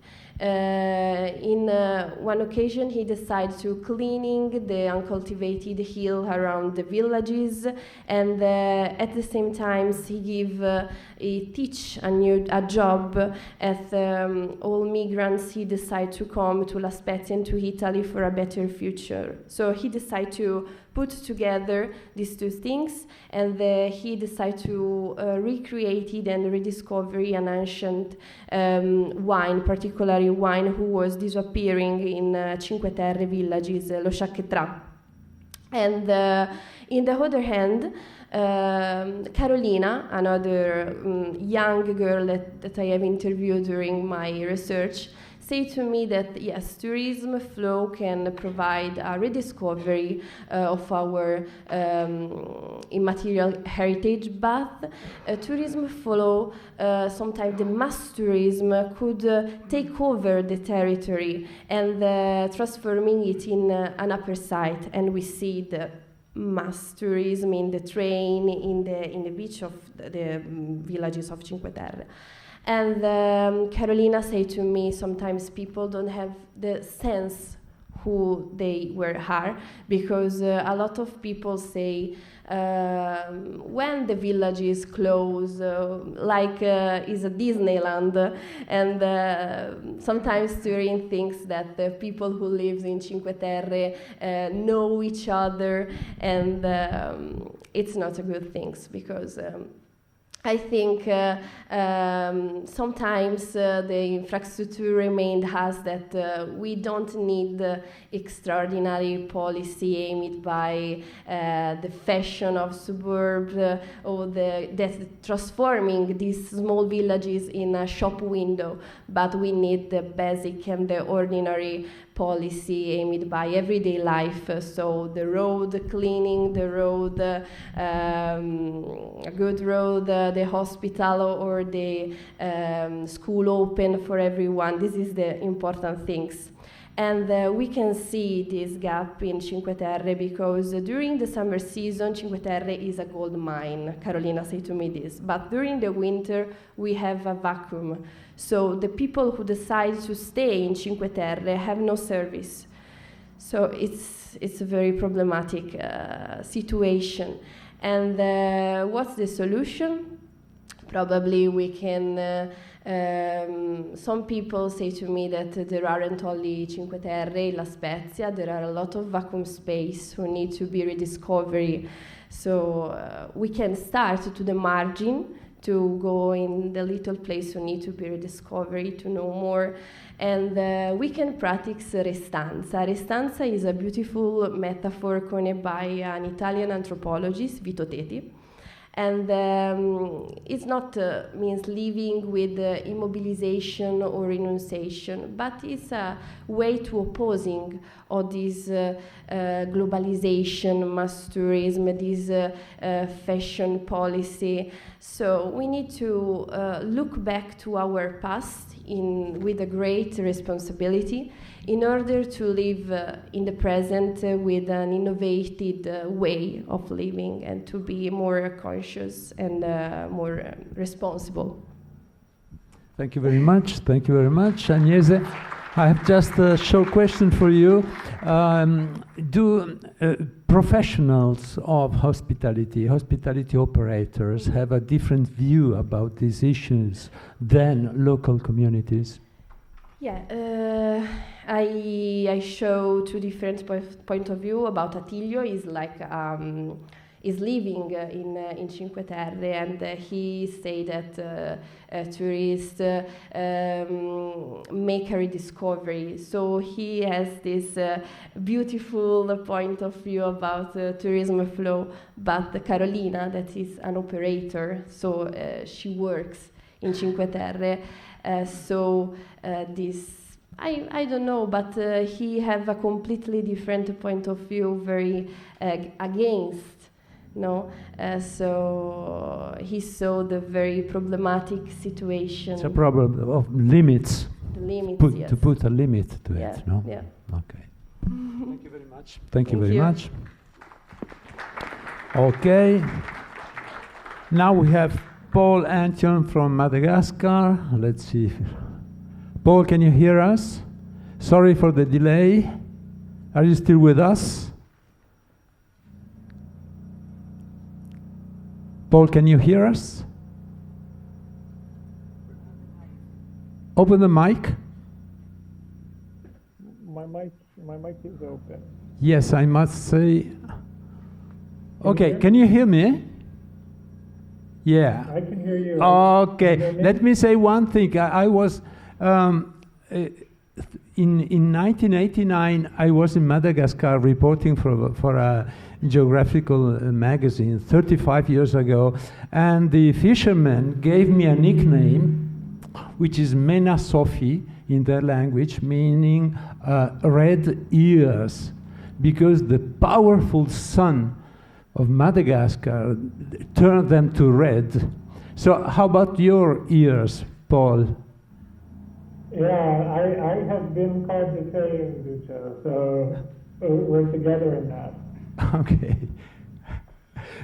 Please move on, go ahead with your presentation. Yeah, thank you so much, and thank you to everyone for inviting me back for a second time. It's an honor to be or share the stage with such a distinguished guest. I wouldn't consider myself an expert or a researcher. I came to Madagascar 11 and a half years ago and lived in a rural village on the coast for 8 of those years. And worked for an organization called Blue Ventures, but I'm not going to speak too much about the organization I work for, but rather tell some stories. So I'm going to bring you to the beach and tell you a story about this beautiful species. The story was told to me by a friend and former colleague of mine. His name is Goff, and he's actually the one who took this picture. So Goff is from the Vezu tribe of southwest Madagascar, who from a very early age are tied to the ocean. You know, it's their playground, it's their school, and it's what defines their heritage, their identity. And Goff ended up becoming a shark fisherman, following the footsteps of his father and his older brothers. And somewhere along the line, he turned into a marine conservationist, and now he is a professional photographer and videographer. His work has been featured in The Guardian, as well as BBC. He risked his life to photograph and document the illegal shark fin trade. So really, it should be Goff who's here telling you this story. So I appreciate him for allowing me to tell it on his behalf. So the story is about the guitarfish, the name of this creature. And I heard this story a number of times before during my time here in Madagascar. My wife, who's also Vezu, told me this story. But the other day when I was asking Goff if he had any pictures, he told me the story in a very personal way with detail that I hadn't heard it before. So the guitarfish is a cross between a shark and a ray. So they're very important for the health of an ecosystem. And around the world, there are around 50 different species of guitarfish, and the majority of them are critically endangered. But the Vezu in southwest Madagascar, for generations and generations, protected this with a very specific taboo. So as the story goes, it was Goff's great-great-great-great-great-grandfather who was out fishing and with a bunch of other fishermen. And on his way back, the other pirogues had gotten ahead of him, and his pirogue started to leak. And that leak turned into him almost capsizing. And he was worried because he was still quite far from shore. And then he looked down and noticed a shadow coming out from beneath him and became even more worried, wondering what it was. And eventually he realized it was a guitarfish. And the guitarfish was bringing him back to shore. So when he got to shore that evening, he told the story to his family and other fishers in the village, saying how this guitarfish had protected him, and saying that together they should protect the guitarfish, that it was a sign from the ancestors that they and their future generations should refrain from catching it, eating it, and selling it. And so it was. From then on, for generations, that was a taboo for the Vezu. And for many generations, the Vezu lived in relative abundance, being able to go fishing quite close to shore and catch a number of different types of species, basically whenever they needed them. The reefs were pristine, and even the land nearby was fertile. So they had this life of abundance and could never imagine one day not being able to feed their family. But in recent generations, in recent decades rather, that has become their reality. And they've gone from a life of relative abundance to a life of relative scarcity. So we've seen villages go from small families, few houses, few pirogues on the beach, to growing exponentially in a very short period of time. We've seen changes in the way that people fish. So the materials that they use used to be made out of local materials, such as the bark of a bear bob, and anything that they caught in excess, they would share out with the rest of the villagers. Now we see mass-produced plastic nets that can catch a lot more, and for the most part, they sell everything they catch. So there's a growing competition even amongst the Vezu fishers to be able to make a living. And there's even more competition which they can't control from external factors such as trawling boats that fish quite close to shore. And the changing climate, so rising sea temperatures, rising sea levels, more extreme weather events, really changing the way that they fish or their ability to even go out and make a living. So because of all this, the vision had to go to more and more extremes to just get by.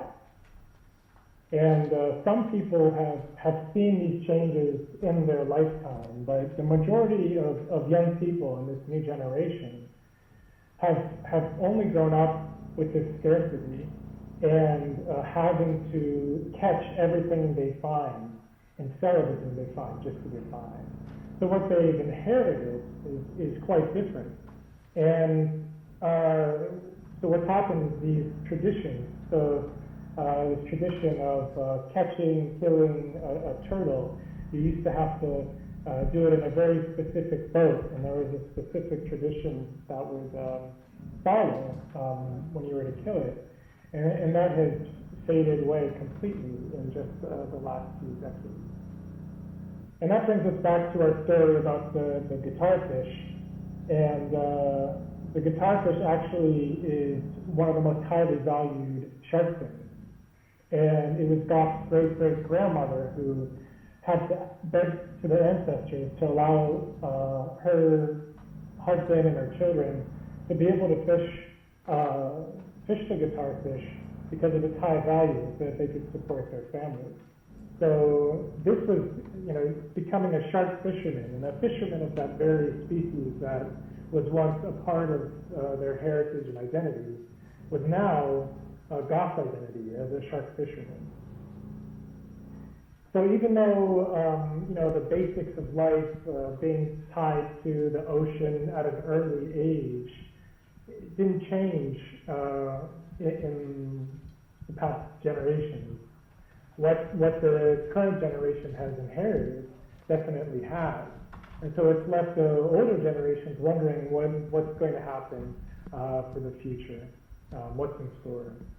And it sounds like a sad story, but I assure you there's a positive twist. The ocean is just an incredible thing. It can rejuvenate on its own. It's given the opportunity to revive itself. And I've seen this myself in this small village on the western coast of Madagascar. And I want to, if I can, if this works, I want to share a video with you right now. And this video, let's see if we can hear the sound. This video is made using, from the perspective and the voices of the local people in that village. Let's see if it works.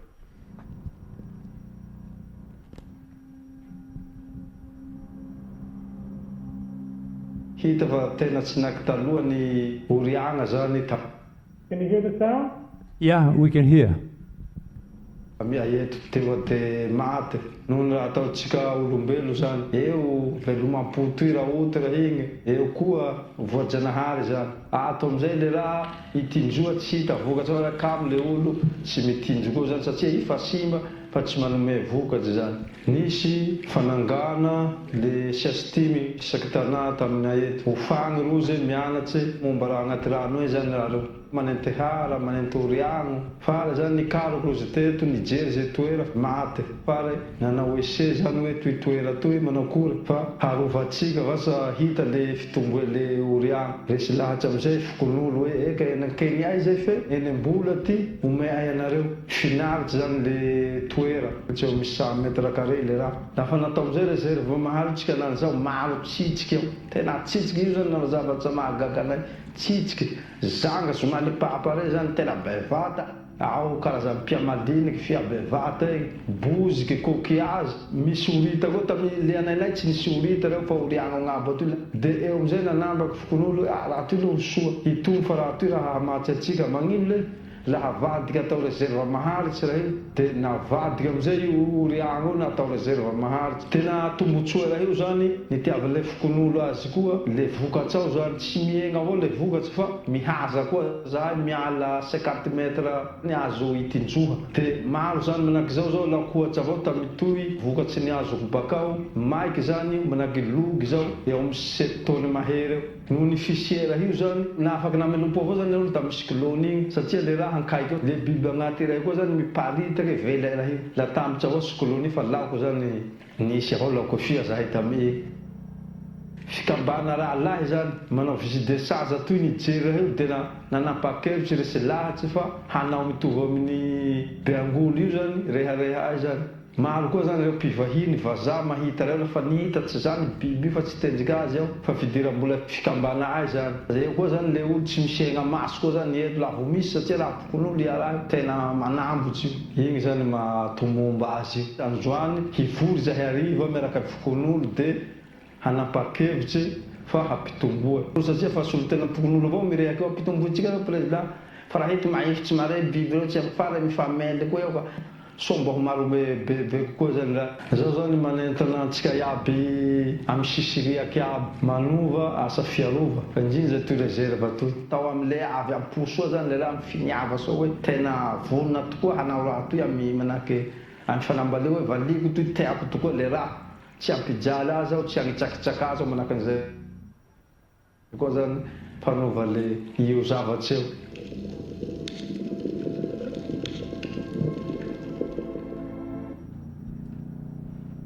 Okay, great. Thank you very much, Paula. I have a short question for you. You claim, you actually wrote that fishing communities in Madagascar often feel powerless and completely at the mercy of seafood collectors, external actors, including NGOs. Could you briefly elaborate on this topic? Or what can we do to empower these fishermen local communities? Yeah, I think it comes back to the story of kind of changing traditions and being forced to go out and catch everything you can because someone's there buying it. And I think for a long time you've had this drastic decline and a feeling of not knowing or not having anything that they could do about it. And that's where this story, this picture here is, it's something that was even unimaginable to me 5 years ago, let's say. Before COVID, we hadn't yet, worked with any local communities on these specific, very close to shore, permanent no-take zones. And so this community of Bangulu tried it. There was nothing in there before. There were 4 fish per transect, and by less than a year, there were over 330 fish. So what we've done is, I might kind of continue a little bit on this presentation. What we've done is really try to lean into local stories. So this is Symphorian. He was 14 when I met him, and his father was a turtle fisherman. And unfortunately, he passed away when Symphorian was still quite young. But his father did follow the old traditions, and Symphorian from a very early age wanted to continue to capture those traditions, and didn't want them to fade. So as soon as he could get his hands on a computer or a camera, he started learning how to use it. And now he's been working alongside me for the past 6 years. He's created over 100 films to engage community members, including music videos, films that take traditional stories and underwater footage. And he's also gone on to train other people in creating such powerful locally made films. So this is something that I'm quite proud of working for Blue Ventures. As a marine conservation NGO, we really engage with local communities and try to ensure that we can capture their traditional knowledge, their expertise that they have, that's still passed down, and combine that with a scientific expertise. So allowing them to be the ones to go and monitor what's going on in the ocean, to be able to monitor what's coming out of the ocean, to record it and understand those changes, and then to engage with elders and youth, their peers, and seeing what can be done about it, and presenting that back to the greater, the wider community for some decisions. So, from a marine conservation organization, we're often thinking about data and the importance of science, but really what's been the most important for sparking a change has been the stories behind the data, and it's been the people telling those stories. So the films that St. Florian has created, we've been able to show up and down the coast, we've been able to host exchange visits, and it's really been able to bring this sense of power back to local fishermen. That's right. That they can change their outcomes, and that they can create a future for their children where their children will inherit something that they can be proud of. Thank you. That's what we hope. So we are about to conclude the session. Thank you very much, Paul, Antion. Thank you to all our speakers. And let me say that moderating is a bit like it's harvesting. I think we had good fruits from these opinions, from these reports. Unfortunately, we don't have time for a debate, but the other session will go on. Hope you still are energized enough and ready for the next talk. Although we are actually delayed in our schedule. So now I think it would be the turn of Isbert Sabrin, if he's in with us, or maybe we skip. Yes, oh, okay. Okay, thank you very much to all our speakers. May I introduce, would you like to do it? Carlotta, shall I do it? Okay, fine. Just a few words about our next speaker before what we decided to call the cool ways. Isbert Sabrin, who is coming on the stage, is a Syrian-Spanish archaeologist specializing in cultural heritage management in conflict zones. Very welcome with us, Isbert. He is the chair and co-founder of the NGO Heritage for Peace. And since 2013, he has spearheaded cultural initiatives in various conflict-affected countries. Dr. Sabrin leads the Abu Ab Initiative, a social project using cultural and heritage for intercultural dialogue with refugees and immigrants from the Middle East, North Africa, and Ukraine. He also founded and directed the Arab Network of Civil Society Organizations to safeguard cultural heritage. The mic is yours.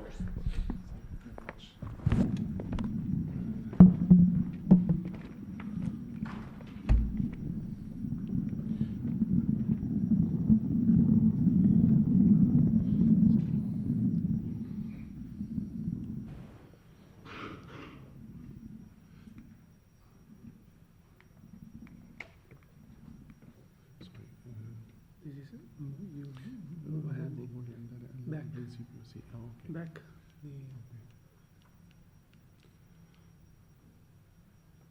Okay. So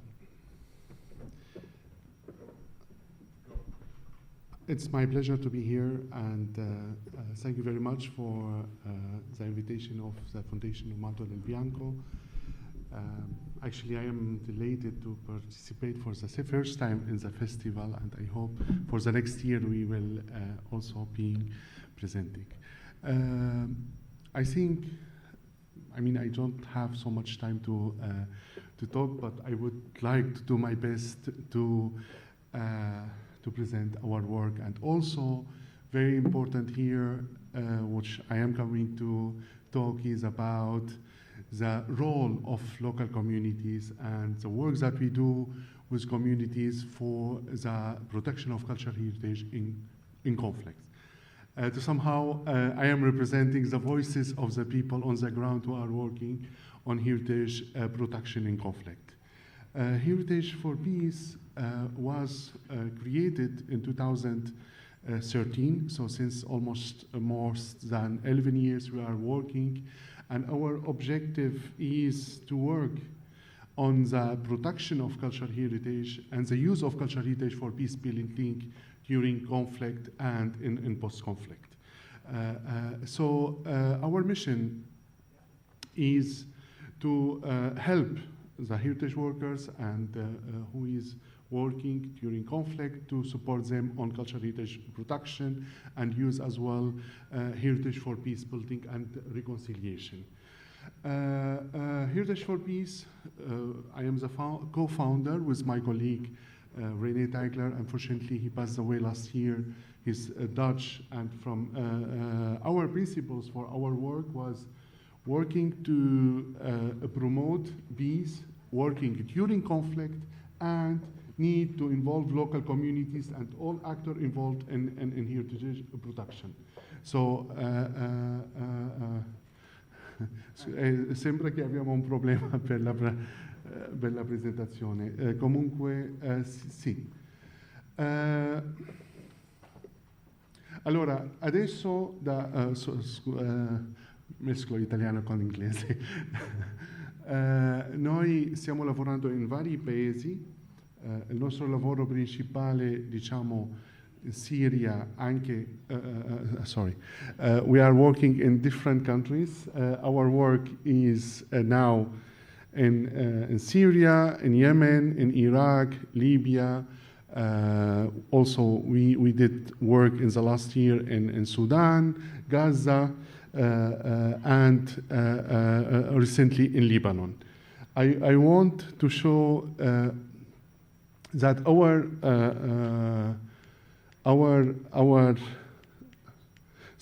sembra che questo ha un problema, non va avanti la presentazione. Okay. The battle in the middle, you go. Okay. You move on. Okay, scusa. So our mission, as I said, we are an international group working on heritage, and we believe that cultural heritage is a common ground for dialogue and tool for to build peace. Here, as I said, we work in those countries: Syria, Iraq, Yemen, Libya, Sudan, Ukraine, Gaza, Lebanon, and Ethiopia, especially in North Ethiopia, Tigray. We are implementing projects on the ground also. I will talk about those projects. And in the last 2 years, working with communities and having a huge network of locals on the ground, we were able to raise awareness globally, especially I will talk about Gaza and Sudan, and recently in Lebanon, we just published a report about the destruction of cultural heritage in Lebanon. So, and all of them, all the organizations ask us how you can reach to the, and to publish something very fast and to document the heritage very fast. I say it's the power of the people, because we have people in those countries who are able to document and to collect information, and we, after a few weeks of the conflict, we publish these reports. So what I want to say here, our main achievement in the last year, and we are very proud about an initiative which we created in 2020, and this initiative was created with the support of Alif Foundation. We created the Arab Network of Civil Society, which also this is go to the core of our conference today, the ANSH, Arab Network of Civil Society Organization to Safeguard Cultural Heritage. I will talk more about that. So in the last 10 years of our work, or since our creation, we work in 3 areas: implementation of a projects, promotion, and legislation. So in this part, especially, we always, during conflict, and we try to push heritage protection during peace negotiation. So in the Syrian case, in the Libyan case, also in Sudan, we always were talking with parties who are in conflict to push the paper heritage role in the peace building. In the last years as well, we implemented tens and tens of projects. I don't have time to talk about all those projects, but again, it's very clear and it's very important to see that, and we learned from our work that heritage play an important role for peace building and reconciliation, and also for the well-being. Later I will talk about this point, which is very, very important, the well-being of the affected, traumatized people during the conflict. As I said, we launched Arab Network of Civil Society. It's an joint initiative of our organization with around 40 NGOs in the Arab world, especially in countries who are suffering conflicts. And through this initiative, we work to create a network of civil society, identify and define heritage protection projects, enhance the visibility of civil society, empower local communities, participation in management of cultural heritage, foster inclusive social and economic development. So these are some examples of our NGOs who are working with us. Through this initiative and this grouping of many civil society organizations, we were able to implement several projects.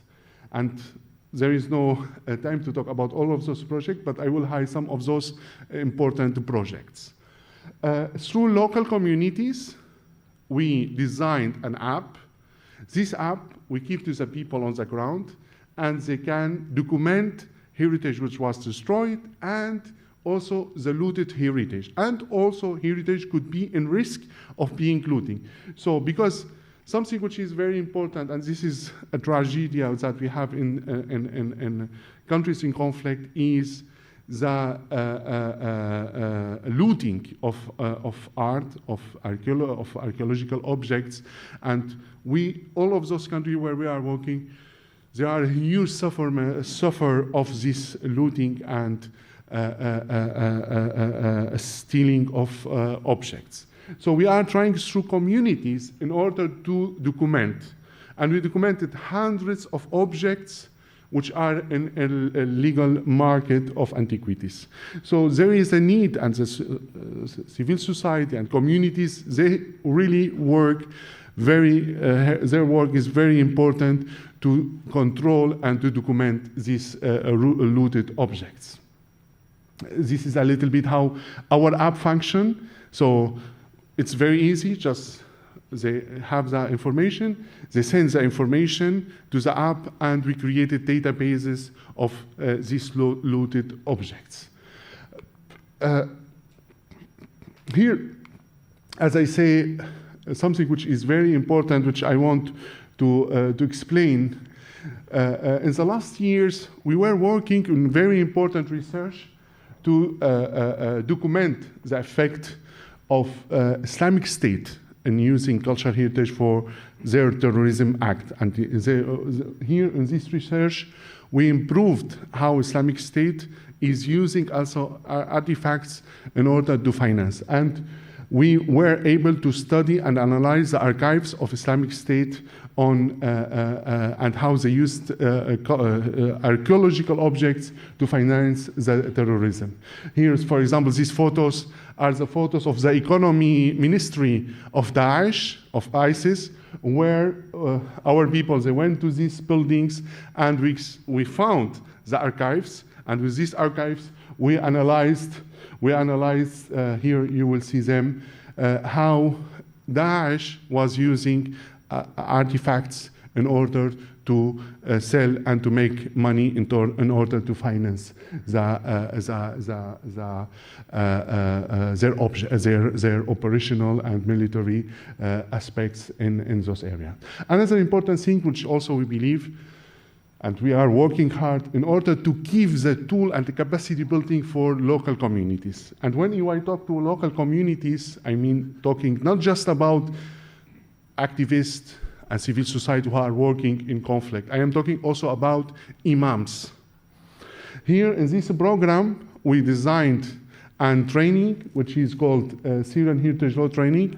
With this project, we try to make capacity building about the 3 areas of law: international law, heritage law, and Islamic law. And here we saw that also, for example, there is a huge importance to explain that Islamic law and Sharia, they played an important role as well to talk about the importance of protection of cultural heritage.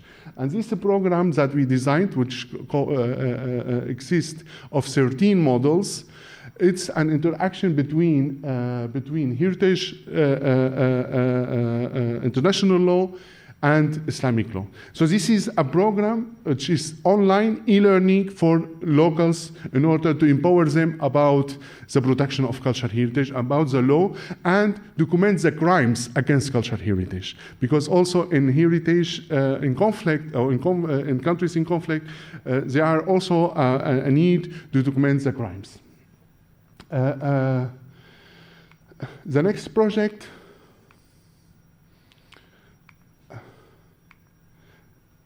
So here, as I want to here explain that Raqqa city, which was capital of Islamic State, since almost 4 or 5 years, we work in Raqqa, and we implemented many projects to document and to rehabilitate the cultural heritage of Raqqa.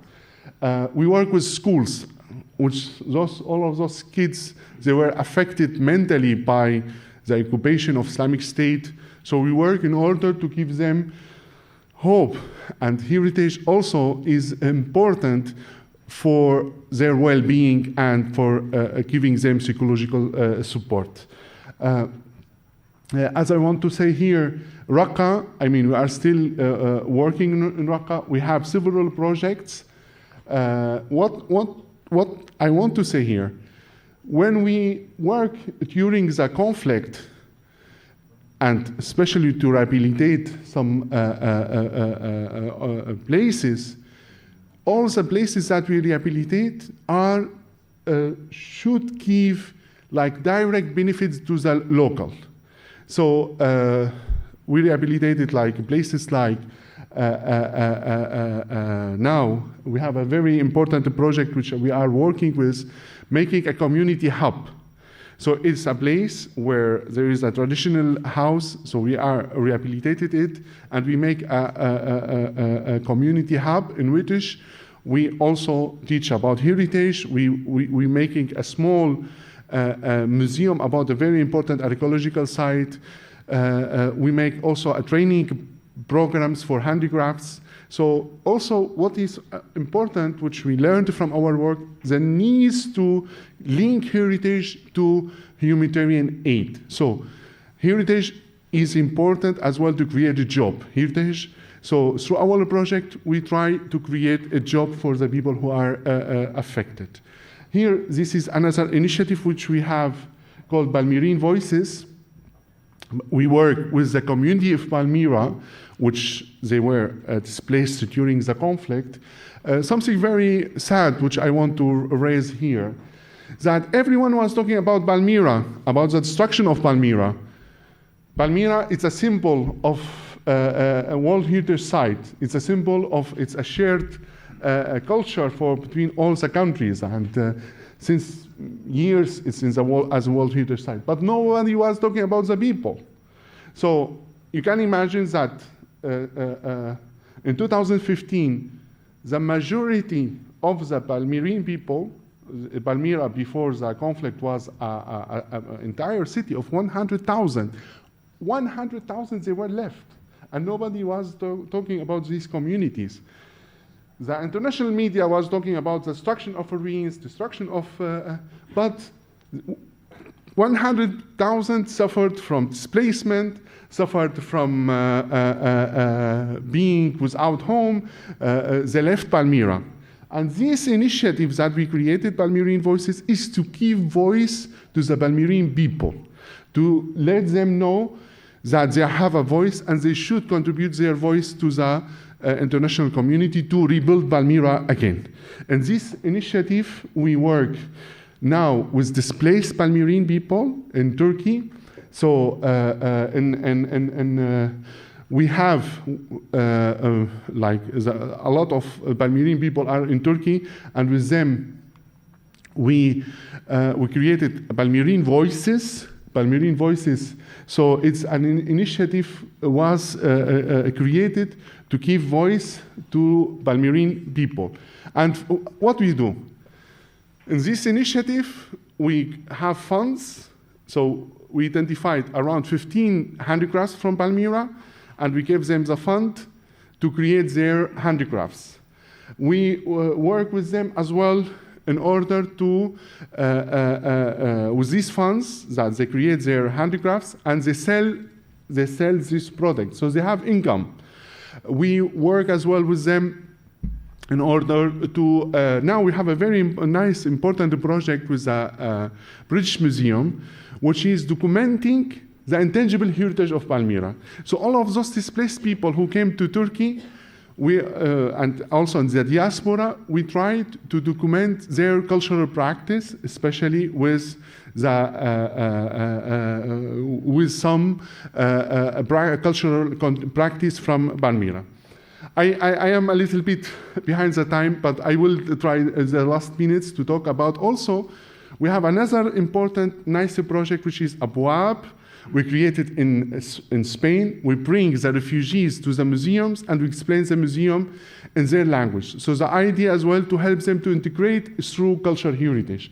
And because also we do activities between the host countries and the refugees who arrive to Barcelona. So we have many activities which we do with those through Abwab. I don't have time to talk about Sudan Heritage Protection Initiative, but since the war started in Sudan, we started to document the destruction of cultural heritage in Sudan. Also in Gaza, we documented all the destruction of cultural heritage in Gaza.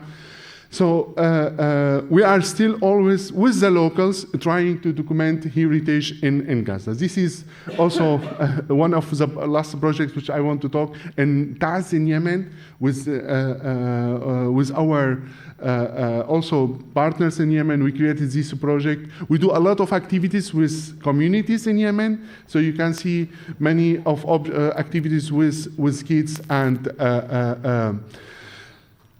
this is just to highlight some of main activities. I am sorry that I cannot talk about all the work that we do, but I hope that I gave an overview about the role of local communities and the protection of cultural heritage in conflict. Thank you very much.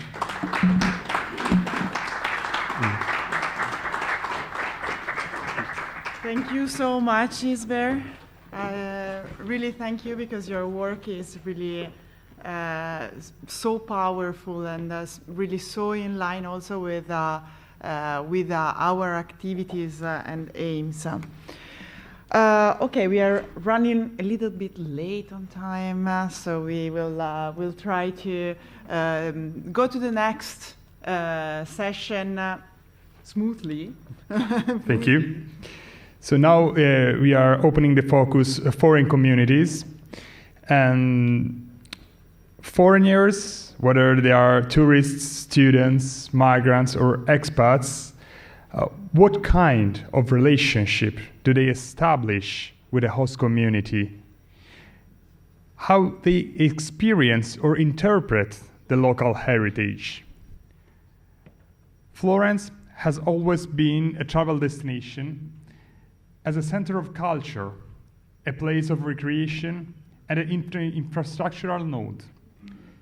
This focus takes Florence as a case study, investigating experiences and initiatives that work on intercultural dialogue of foreign communities, of tourists, students, workers, and migrants through heritage.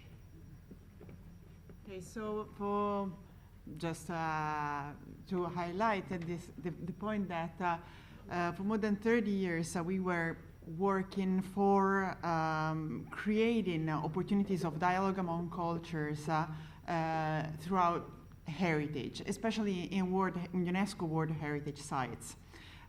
We think that what we have in heritage places is a super powerful opportunity of exercising dialogue and therefore tolerance and respect. So in this humanity that, as we saw also through Isber's presentation, is perpetually in conflict, our aim is to put this stone, a very important stone of dialogue. So we, in this focus, as Giorgio mentioned, we try to focus on the case study of Florence, and we structured this, let's say, exercise on the case study of Florence in 3 parts. In the first part, we will have a short documentary, and the short documentary will be presented also by Giorgio. We have the luck of having here Bayo Anambi, that is the director of this documentary called Aworan, a Yoruba heritage mural film. That is a documentary that was presented at the Ram Film Festival, and that is put in dialogue. We chose it because it's really putting in dialogue a community, a local community, into a foreigner city. The foreigner city is London, and the foreigner community is the Yoruba community. On the other side, then we will have an introduction. So we will introduce all the participants. All the participants will introduce their work with a very short introduction, and we will then try to stimulate a discussion throughout a few topics. Here with us, if you want to come here on stage just to say hello to our public and a few words, just a few words, because we are a little late with our schedule, but we are so pleased to have you here with us. Thank you everyone for having me. I hope you enjoyed the short documentary.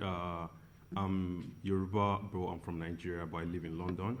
And that's just part of me showing how immigrants can contribute to any community they move to or they migrate to. And, you know, just to find a way to balance your culture from wherever you're coming from with your host country, if that makes sense. Thank you so much for enjoying it. Thank you.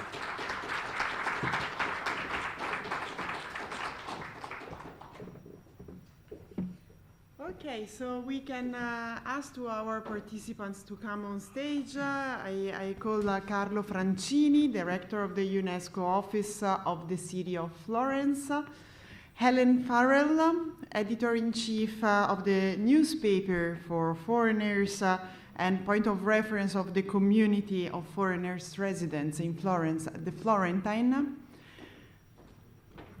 Okay, Diana Magali Giudici, Head of Intercultural Area of the Association Gli Anelli Mancanti, that promotes intercultural dialogue and provides through volunteers services to foreign migrant communities. Jason Houston of the Gonzaga University in Florence, one of the most important American university of the city. Alberto Tonini and Jennifer Alsop. Okay, from the University of Florence and from the University of Birmingham, with a project dedicated to the reading of the Divine Comedy with refugees. Buongiorno. Okay, thank you very much for all being here. And okay, so we can start with the first presentation. If you want, you can even stay there, as you prefer. Okay, with Carlo Francini. Ok. Spero di non dover mandare indietro niente. Okay, good.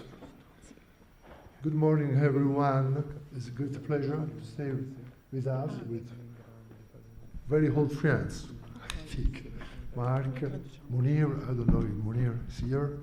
It's very, very interesting, the possibility to have with us in the Bianco Foundation. Yes, it's very, very impressive, the possibility to have a change with the world about heritage, about culture, about dialogue. It's very, very important for us.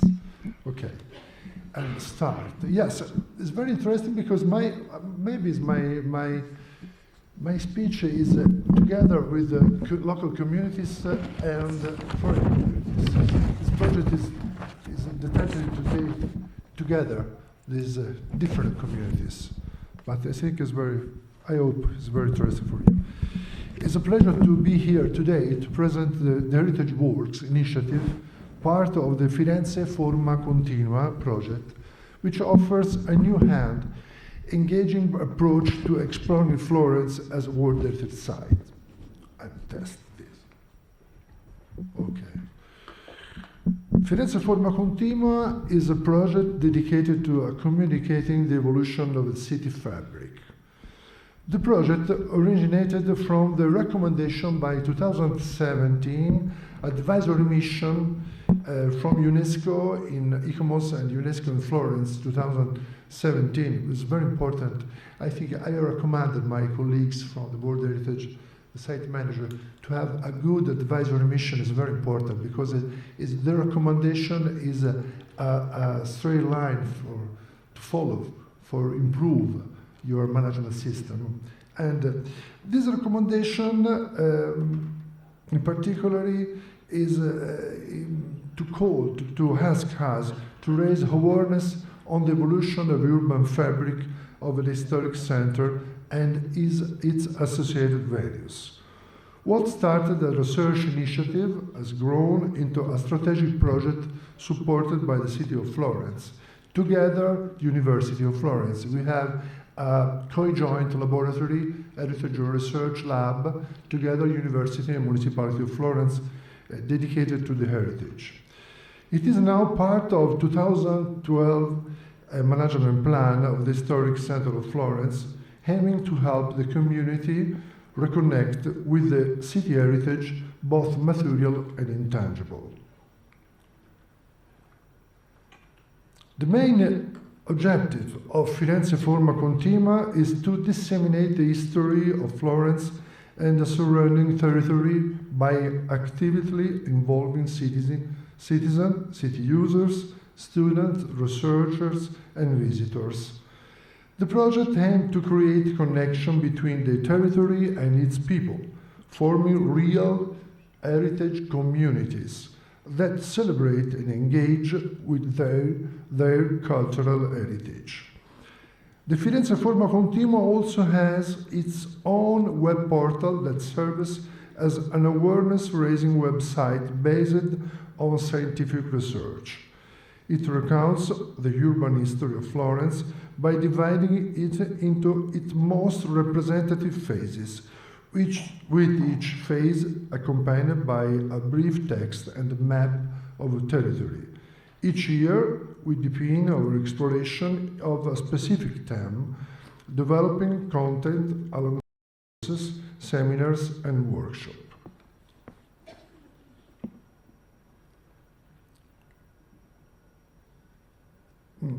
Maybe this. No, yes, okay.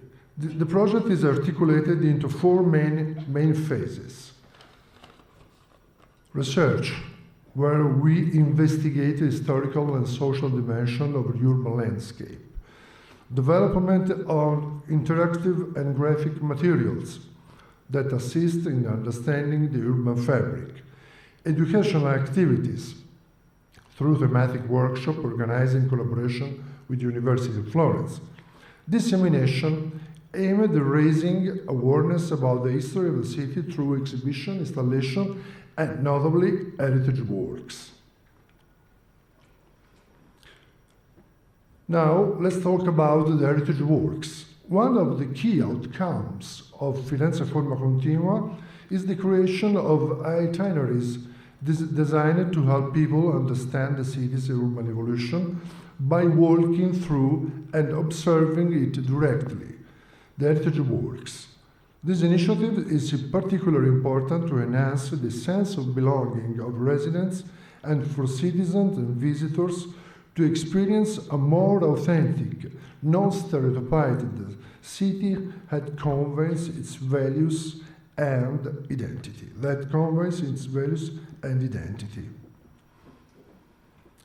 We have successfully conducted 3 editions so far, each focusing on a different topic. Along the Oltrarno walls is a route that follows the southern portion of the medieval walls.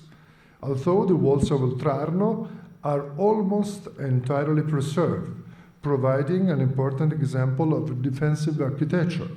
Today, the walls are often forgotten heritage. This place once danced with relation and providing a sense of boundary, today is only part present of the perception of the inhabitants. Towards San Miniato is a route that follows the new boundary of the court zone of the site, identified according to the trace of the 16th century city walls that unfiled the San Miniato complex to the rest of the city walls, Porta San Miniato to Porta San Nicolò, approved in the 2021. The minor boundary modification involved 27 hectares characterized by a cultural and environmental heritage capable of affirming and increasing the outstanding universal value of the historic center of Florence.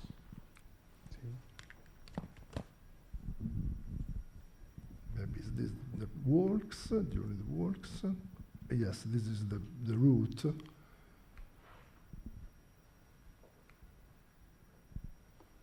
Okay. Yes, this is San Gallo, okay. The 2023 work explores via San Gallo, identifying the architectures, symbols, and signs that permit the interpretation of the cultural and urban stratification inherent to the identity of Via San Gallo and Porta San Gallo, the gate of the Lorraine Triumphal Arch, and the route in Piazza della Libertà, culmination of the city interpretation as a scenographic space. This is the route, Via San Gallo, it's a very straight line, directly, but this is the moment of the visit. With another. And this is the scenography, now is in, I think is the last week, it's go down, is directly to have an impressive signal landmark for the route. Yes, and this is the new, as is the new heritage works, because it's only in the, yes, I don't remember, the last Sunday is the first edition, and for us is the 4th edition of the heritage works, titled Rebuilt Historic Center, Enchantment of Fire. Is Incantesimo di Fuoco, Enchantment of Fire, is the name of the operation, the German operation destroyed the oh my God, I don't remember the I ponti, non mi veniva. The bridges, oh my God, the bridges in Florence and along the construction near the Arno. Explores the aftermath of devastating destruction of Florence Historic Center during the World War II and its subsequent reconstruction. This work traces the path of recovery from Piazza Pitti through key after and by the bombings, highlighting by the mines, not bombings, highlighting the integration of a modern architecture with the city historic fabric, symbolizing the city rebirth from ashes of the war. Yes, this is 18 years after the destruction of the Second World War. And this is part of the itinerary, is reconstruction. I think it's very interesting for us. We suggest, oh my God, I'm out of time. And the idea to have a no perception of different urban style, because people is not awareness about different style. It's incredible. And it's very interesting the approach and the reaction of people. Yes, this is part. Yes, this is the numbers on the hand, and we can see in 2024 we have activated a total of 64 heritage works, with 27 of these conducted in English, reflecting our commitment to making Florence rich history accessible to a global audience. With 1,684 participants so far, including 469 English-speaking visitors. For us, it's very interesting, this number, because during the preparation, we not have a great the possibility to have so many people during the works. It's not a tourist, maybe it's a residence in Florence, and maybe it's take it to the Florence advisory and the other colleagues. This growing involvement underscored the importance of continuing to foster a deeper connection between people and the city past. Thank you, and sorry for the time. Thank you, Mr. Francini. So now please, Helen Farrell, the Florentine community giving back.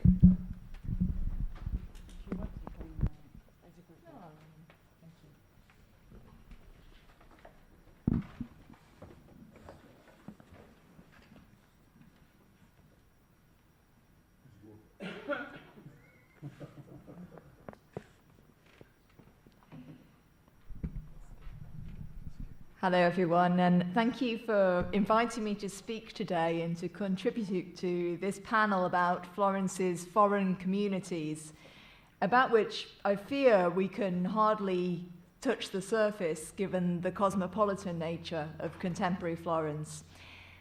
When we talk about the audience of the Florentine, the English-speaking magazine that was founded back in 2005, and which I've edited since 2013, we often erroneously refer to our people as the international community of Florence, as it covers both native English speakers, Brits like myself, Americans, Australians, South Africans, etc., as well as a non-insignificant number of readers who choose to follow our coverage using English as a lingua franca, Italians included, from time to time, which is the greatest compliment of all, of course.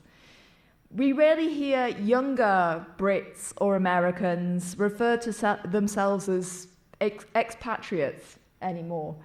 It's a term that feels antiquated and with which many of us fail to identify. It's not easy to quantify how many people make up Florence's English-speaking community, and I say that as a journalist. At the last count in 2023, Italy's Office of Statistics, ISTAT, informs us that out of the nearly 130,000 foreign residents in Florence, only just over 1,000 were Americans, 734 women, 345 men, just over 1,000 Brits, again, more women than men, 150 or so Irish, almost 120 Canadians, 75 Australians, and 22 South Africans. For the sake of comparison with other foreign communities resident in Florence, the Chinese community comprises 24,000 recorded residents, Romanians 17,000, Albanians nearly 16,000, Peruvians 8,500 and so forth, meaning that other nationalities are far more numerous than the English-speaking ones. And here we're talking about the people who made that decision to go all in and live here permanently. Then there are the American students, which of course Jason knows so much more than I do, and I won't go into that today. There are students of other nationalities. There are digital nomads, people who live here temporarily and have their permanent residence elsewhere. And there are those people who come for a lifestyle change. We all know people who follow that under the Tuscan sun dream, of course. One man I interviewed uprooted his family from New York City just before COVID for what he described as a radical sabbatical. I've been using that term ever since. I thought it sounded so great. Him and his family are still based in Florence today. Another non-EU citizen I spoke with had made use of Italy's 2-year investor visa, while other high net worth individuals avail themselves of the flat tax on foreign earnings scheme, which is said to have resulted in nearly 3,000 moves to Italy, but has just been doubled. They've doubled the cap on that, so we'll see the impact. It's just gone from 100,000 to a 200,000 euro cap. The audience of the Florentine, which tends to be affluent, is capable of generating turnover and profit at all times of the year. Because we often talk about tourism as a seasonal thing, right? That's not the case when it comes to our magazine. Although that audience is affluent, we really do try not to focus too much on luxury content. The more luxury advertisers we actually accrue, we go in the opposite direction with our editorial content. Many of our readers, in fact, long-term Florence residents, regularly contact us to inform us about their struggles to find and keep their homes in Florence. Many of them are artisans. Many of them contribute to the cultural production, the contemporary cultural production of this city.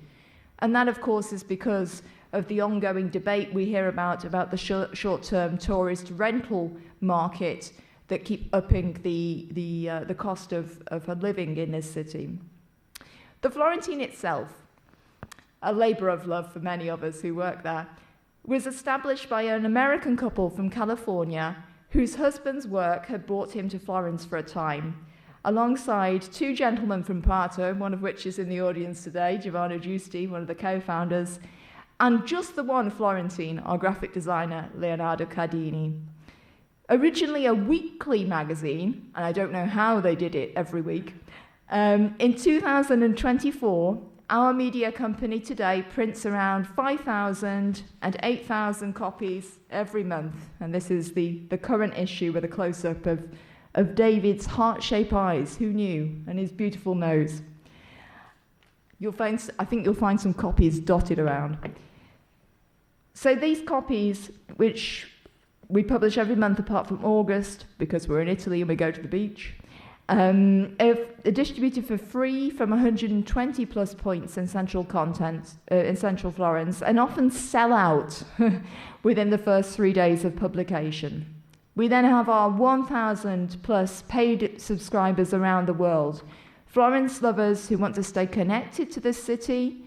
We also have the so-called returners who come regularly for the up to 90 days permitted on their visa, former students, people who used to work here for a time, and internationally minded Florentines who enjoy a broader point of view. Then there's our newsletter subscribers, which are about 6,800 people. Our community is especially interested in giving back to Florence. We tend to be active citizens who establish long-term relationships with local groups and associations. We donate.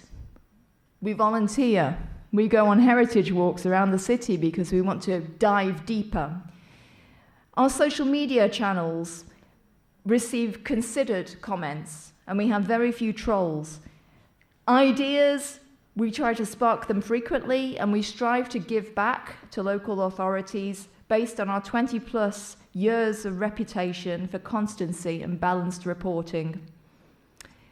Based on reader feedback, we're about to develop a special issue about over-tourism, looking at it from every point of view. We'll be reaching out to our reader community and to local institutions about that. During the COVID pandemic, it was our audience who decided to support the Florentine and to keep it alive when advertising disappeared overnight.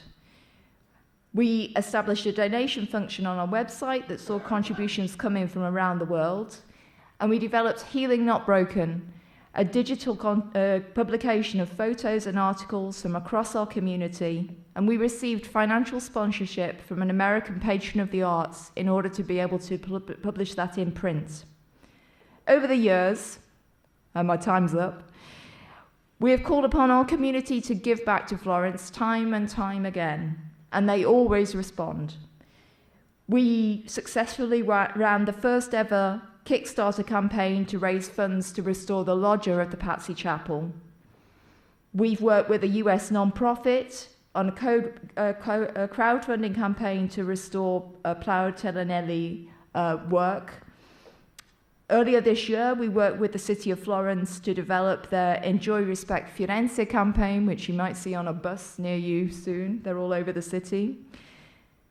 We organise community events like Thanksgiving and Independence to bring our community together and use those occasions to give back to the city. We've made donations to the US nonprofit Friends of Florence, which cleans up the David, amongst many other things.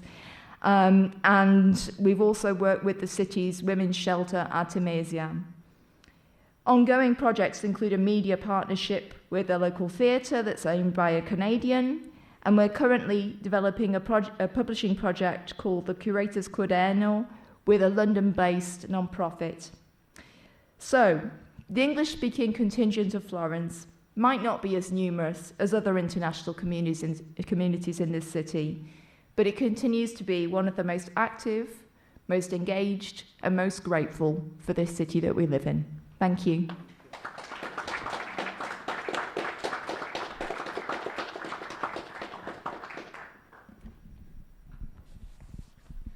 So now please with Diana Magali Giudici, Connecting Cultures, Experiences and Projects in the Intercultural Area of Gli Anelli Mancanti.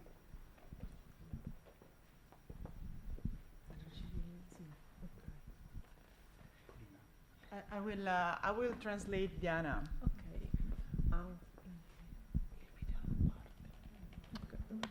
Okay, you can launch the video, please.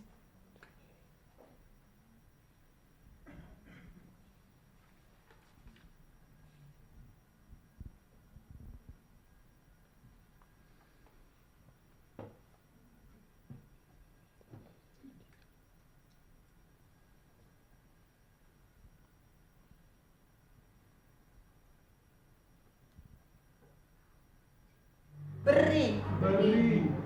Ripetete con me. Bra, bra. Bra. Bro, bro. Bre, bro, bru.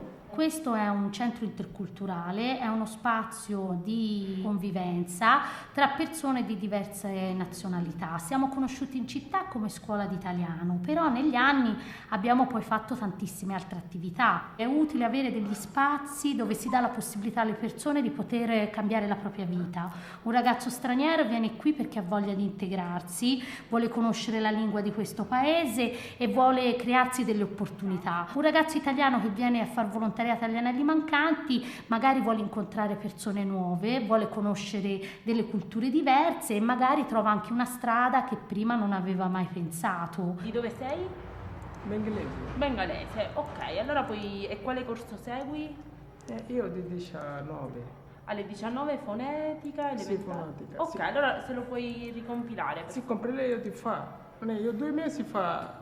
Ok, allora hai la tesserina? Ora solo io pagare. Ma hai la tesserina? No, tesserina di casa.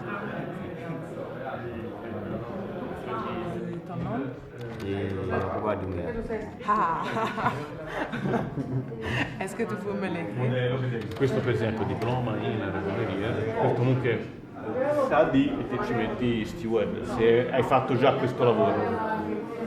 In questo caso noi siamo tra le realtà che hanno espresso delle buone prassi, cioè perché questa giornata è dedicata a ricavare le buone prassi, quindi delle esperienze positive che la regione può spendere per far vedere che questa accoglienza, che magari per tanti italiani è problematica, invece ha degli aspetti positivi. E noi siamo inseriti come realtà di buona prassi. L'anno scorso ho fatto segreteria, quindi l'attività giù di front office. Alla fine dell'estate ho iniziato a fare delle sostituzioni di italiano e quindi poi quest'anno invece ho una mia classe e quindi faccio lezioni di italiano una volta a settimana. Questa si legge fornaio, questo suono chi, ripetete chi, che è diverso da questo suono che è li. Perfetto. Le emozioni che mi dà fare volontariato agli anelli mancanti è che mi sento molto utile e sentirmi utile mi fa anche sentire contenta, diciamo, cioè mi sento che sto facendo una cosa che serve alle persone e mi dà molta soddisfazione quando vedo che le persone a cui insegno capiscono. Colazione. Dove lo metti il sale a colazione?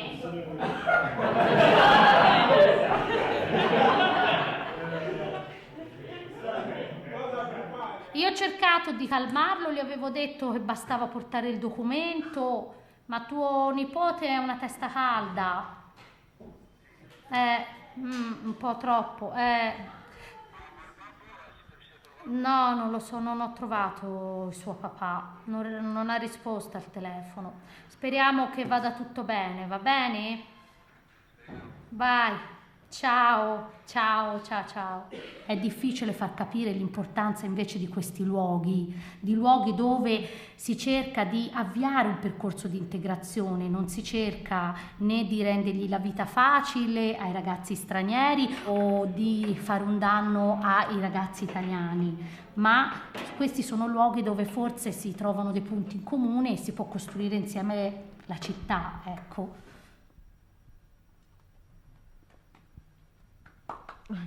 Grazie.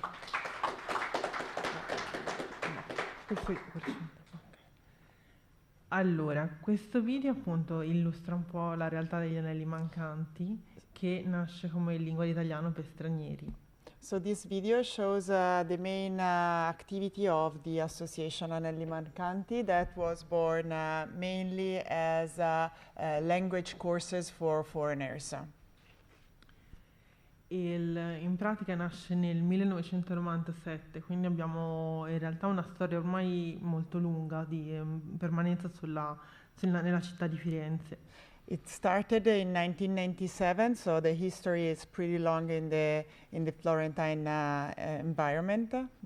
Volevo farvi vedere questo video per darvi un po' l'idea di qual è il nostro bacino di utenza, quali sono i nostri visitatori dei musei. So I wanted to show you this video to let you have more the flavor of which type of users we have and that we train for museums. Infatti all'interno dell'associazione c'è la scuola italiana per stranieri, c'è un supporto di ricerca al lavoro, in realtà esiste anche un medico e solo dopo, nel 2017, è nata l'area intercultura che si occupa di musei. So in the association that was born as a language school, there's a research area, there's a job scouting area, and there's also a doctor.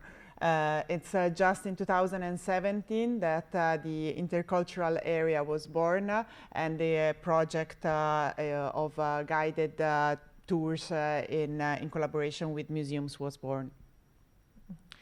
Infatti gli anelli mancanti collaborano da sempre anche con il progetto Migrant Tour, che è un progetto che è a livello europeo, si occupa anche di far vedere le città dal punto di vista meno turistico.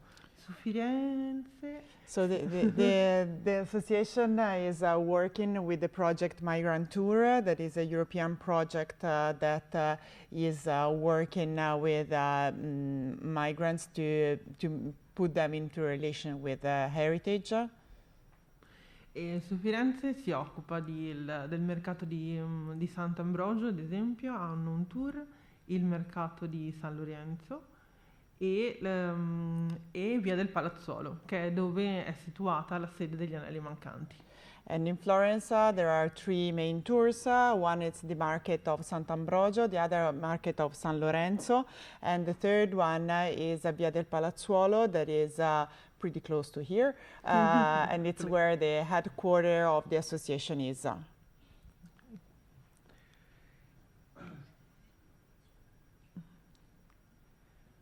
Allora, in questa slide in pratica riassume un po' con questa foto l'importanza della nostra associazione per il coinvolgimento dei nostri studenti e la partecipazione alle visite al museo.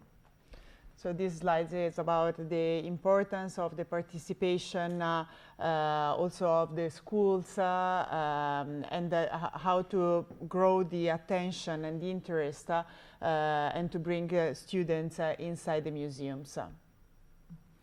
Infatti in realtà è un tipo di utenza che normalmente non va al museo da solo. In fact, it's a type of users that usually don't go to the museums on its own.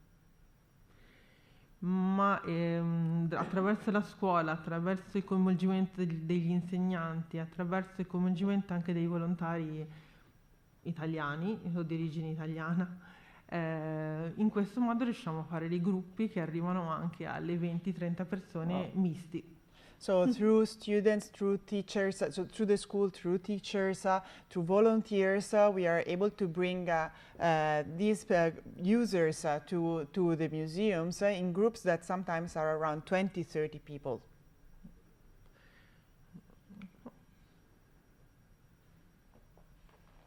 Ok, infatti il nostro progetto nasce da questa cosa. Gli anelli mancanti danno prima ciò che serve per essere in città e poi con i musei dà anche qualcosina in più. So the association gives first to migrants the tools for staying in the city. Then it starts building on that and giving something more. So the knowledge, the knowing, living and belonging. Perché comunque si parla di persone che molto probabilmente diventeranno cittadini e faranno parte del tessuto della città di Firenze e quindi il fatto che i musei, i luoghi di cultura appartengono anche a loro, anche se magari non è il loro primo bisogno. Yeah, because these people have other needs at first, but they will become residents of the city. So they need to know and to establish a relationship with the city and its culture. Interpretato un po'. Sì, è benissimo. Io ho finito sotto la Thank you. Thank you. Sorry for my... So now please we go on with Jason Houston, American Universities in Florence, a community of dedicated cultural learners. Thank you.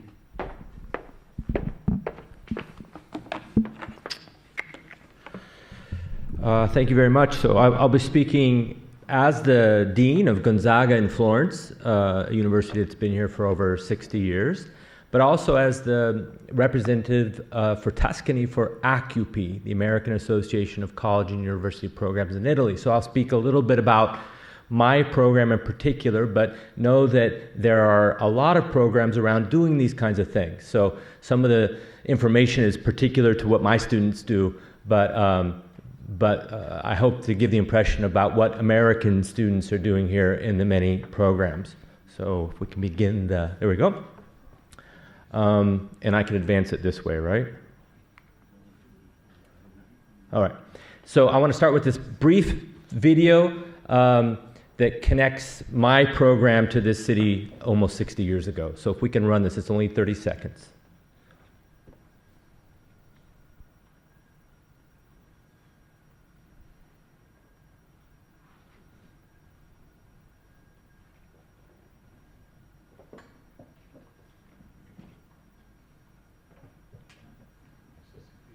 Maybe there's no sound.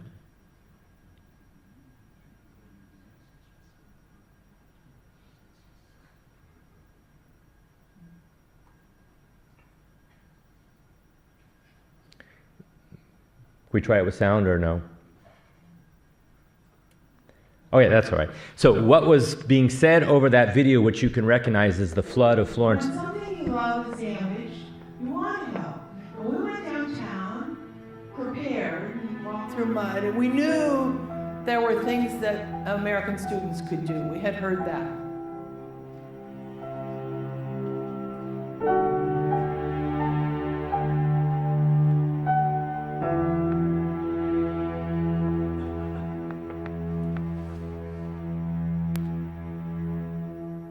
Okay, so When something you love is damaged, you want to help.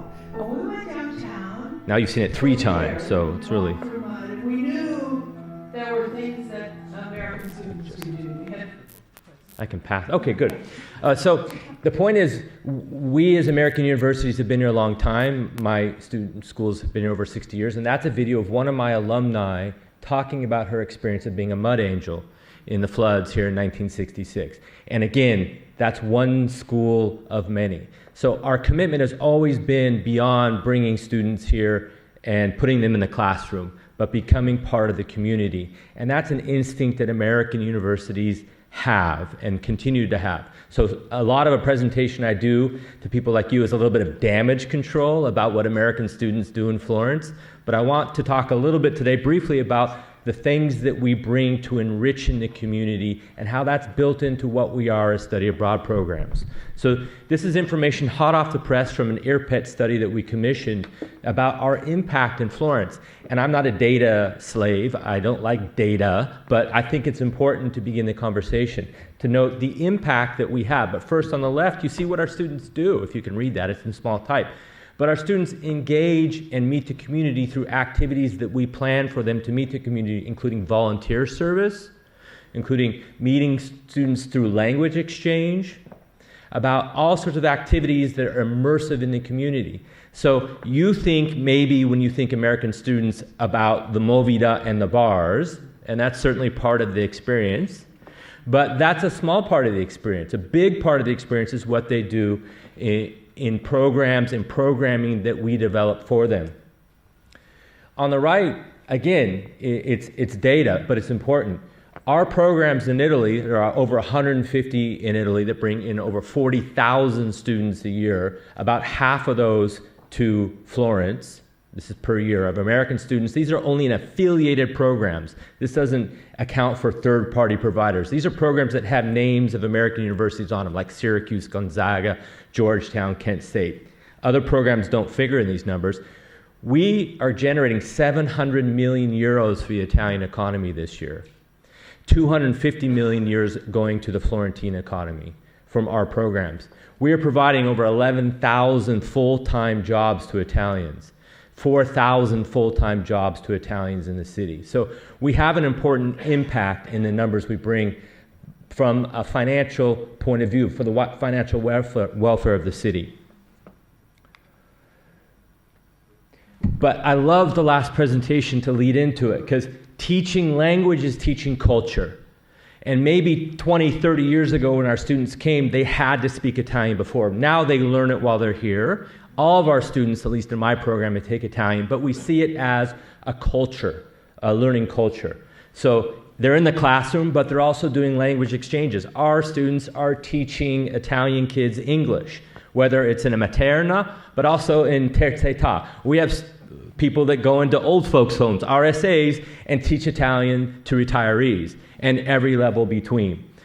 Our language is a laboratory. We don't teach language in the classroom, we teach it in the community. It's maybe less functional than Anelli Mancanti, but it's still trying to get there in the community. All of our classes, whether in English or Italian, are culture and immersion language classes. Every single class that we have has activities that happen in the community, and that's considered broadly. We don't think of the community as the Uffizi. They go to the Uffizi. They do all sorts of activities with the broad breadth, the breadth of Italian communities in Florence.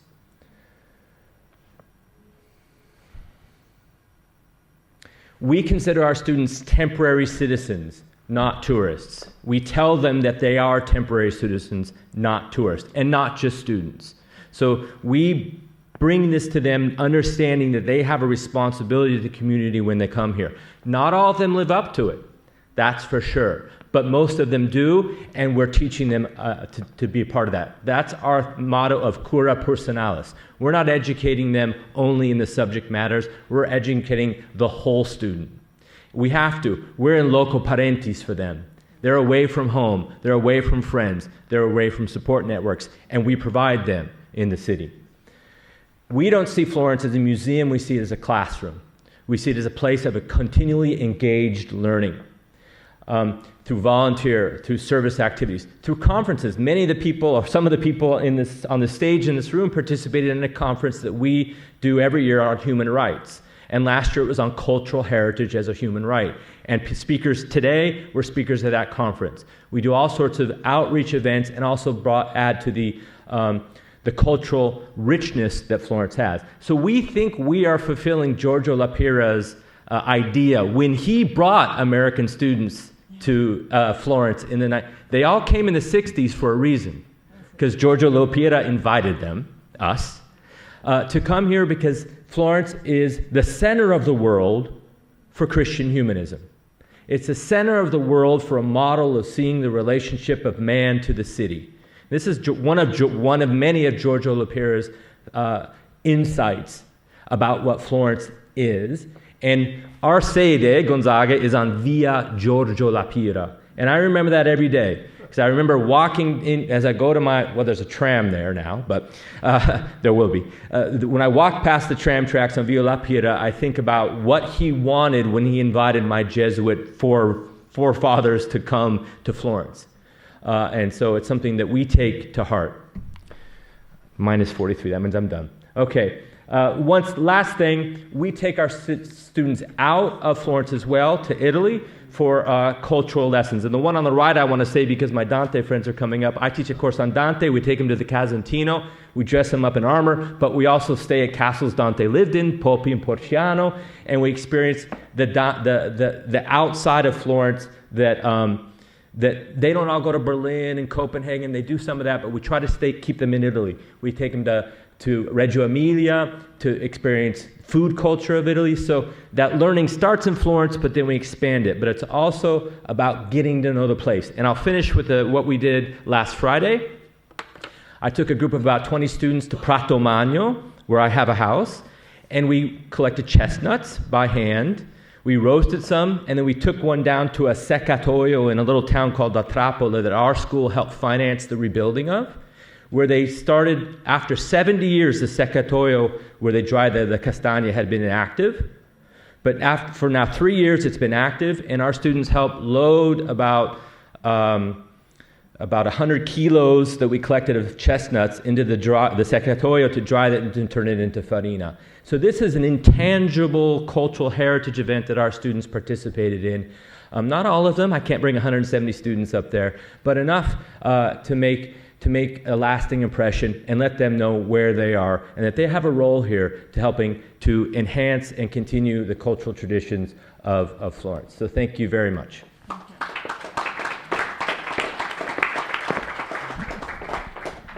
Thank you, Mr. Houston. So now we invite Alberto Tonini and Jennifer Alsop with Dante in Motion, the Divine Comedy read with refugees.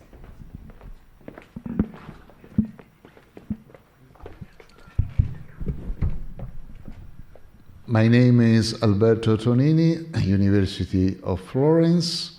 I regret we are running out of time, so I prefer not to give my speech. I prefer to leave the floor to my colleague because she traveled from Birmingham to Florence to join us. Thank you, Alberto. So I'm going to talk about our project, Reading Dante with Refugees, and I just want to say a huge thank you to Alberto, who allowed me to do a visiting professorship at the University of Florence, which was the brain space and the brainchild for this project.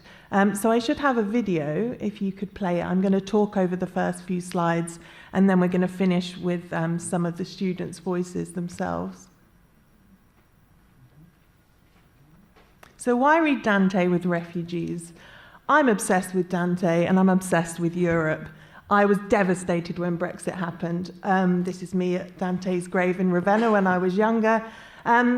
And I used to work for the European Parliament. I spent a lot of my time working with refugees, and I was really struck by similarities between the experiences of today's refugees and some of the experiences that Dante describes in relation to his own exile some 700 years ago.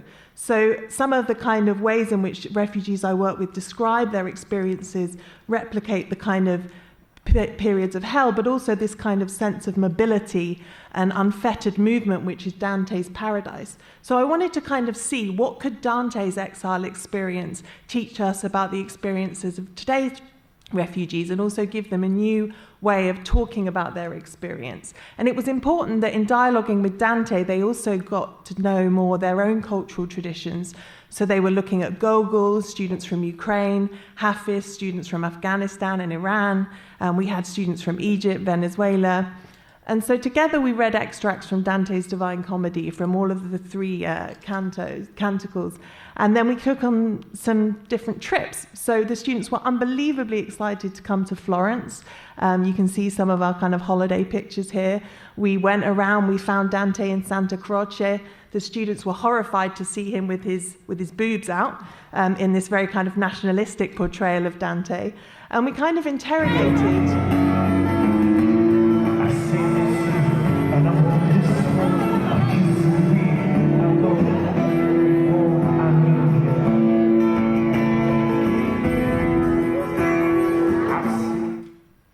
This student is called Sanaz. She's from Afghanistan, and she actually cried when she got to the baptistry because she was so moved by reading Dante, and she was so devastated that he hadn't been able to come home.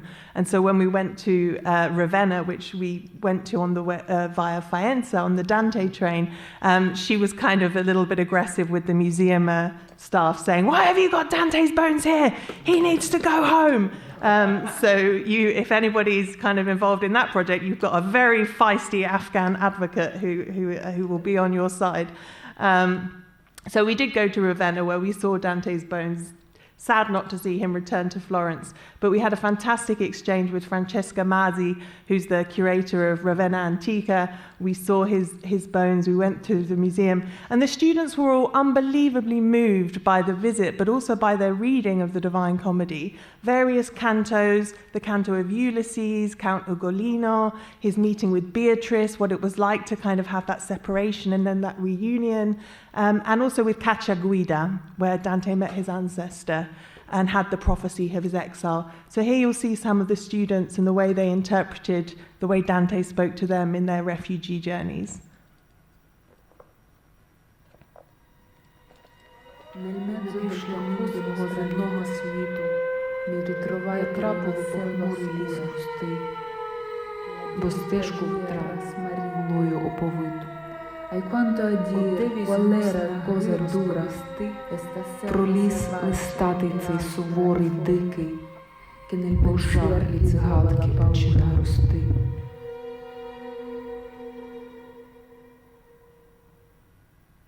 Vabbè, senta, io volevo anche dirti una cosa dal cuore, veramente. Io lo so, tu a neri di Firenze hanno cacciato via da tuo paese, hanno anche minacciato tu di tagliare la testa.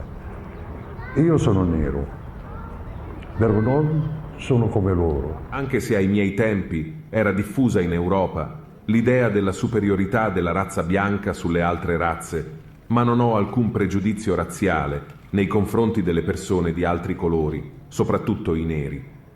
Gli unici neri che non mi piacciono sono i guelfi neri. Sì. Tutti i neri nel mondo non ce l'hanno niente con te. Tu sei per noi una persona carina, innocente, un grande poeta. Sì, sì.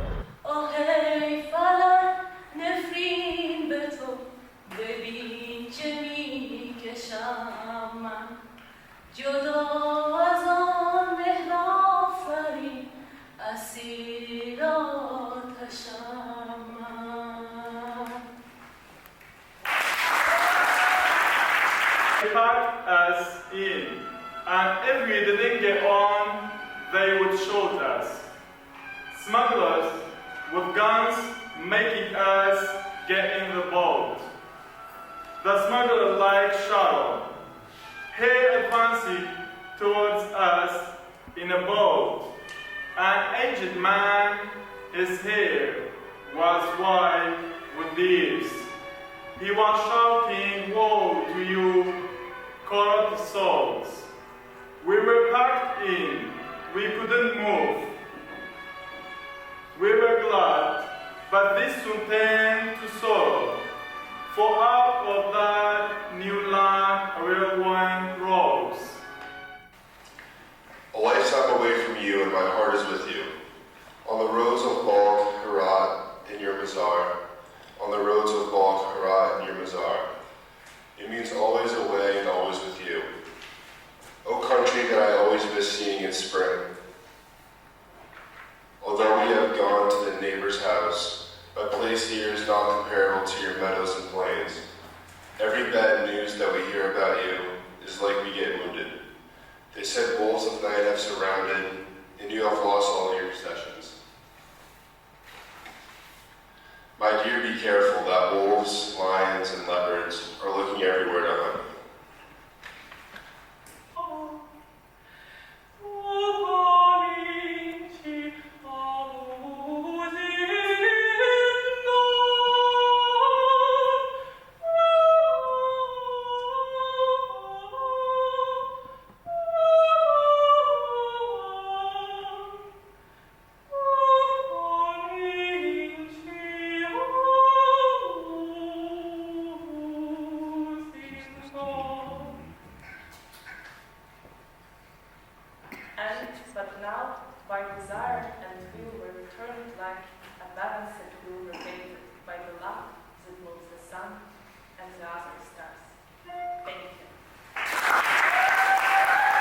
So you just saw a little selection there of some of the outputs that the students created. Some of them are written and you can find them in this book, Dante on the Move, which is available on Amazon. I also have a few copies with me today. And what you saw there was a mix of we started in hell with Alina, a Ukrainian refugee, describing her experience in Ukrainian and Italian of first arriving in Rome and feeling herself being stuck in a dark wood. But then we move through and see we end there with another Ukrainian refugee who's citing the last lines of the Divine Comedy, and now my desire and will return like a balance wheel rotated by the love that moves the sun and other stars. And she's talking there about the struggles of migration and displacement, but also the beauty of mobility and that will to mobility that Dante so beautifully captures in his Paradise. And I should also give thanks to some American exchange students who were part of facilitating this program too. So that's another plus to you guys. Thank you very much.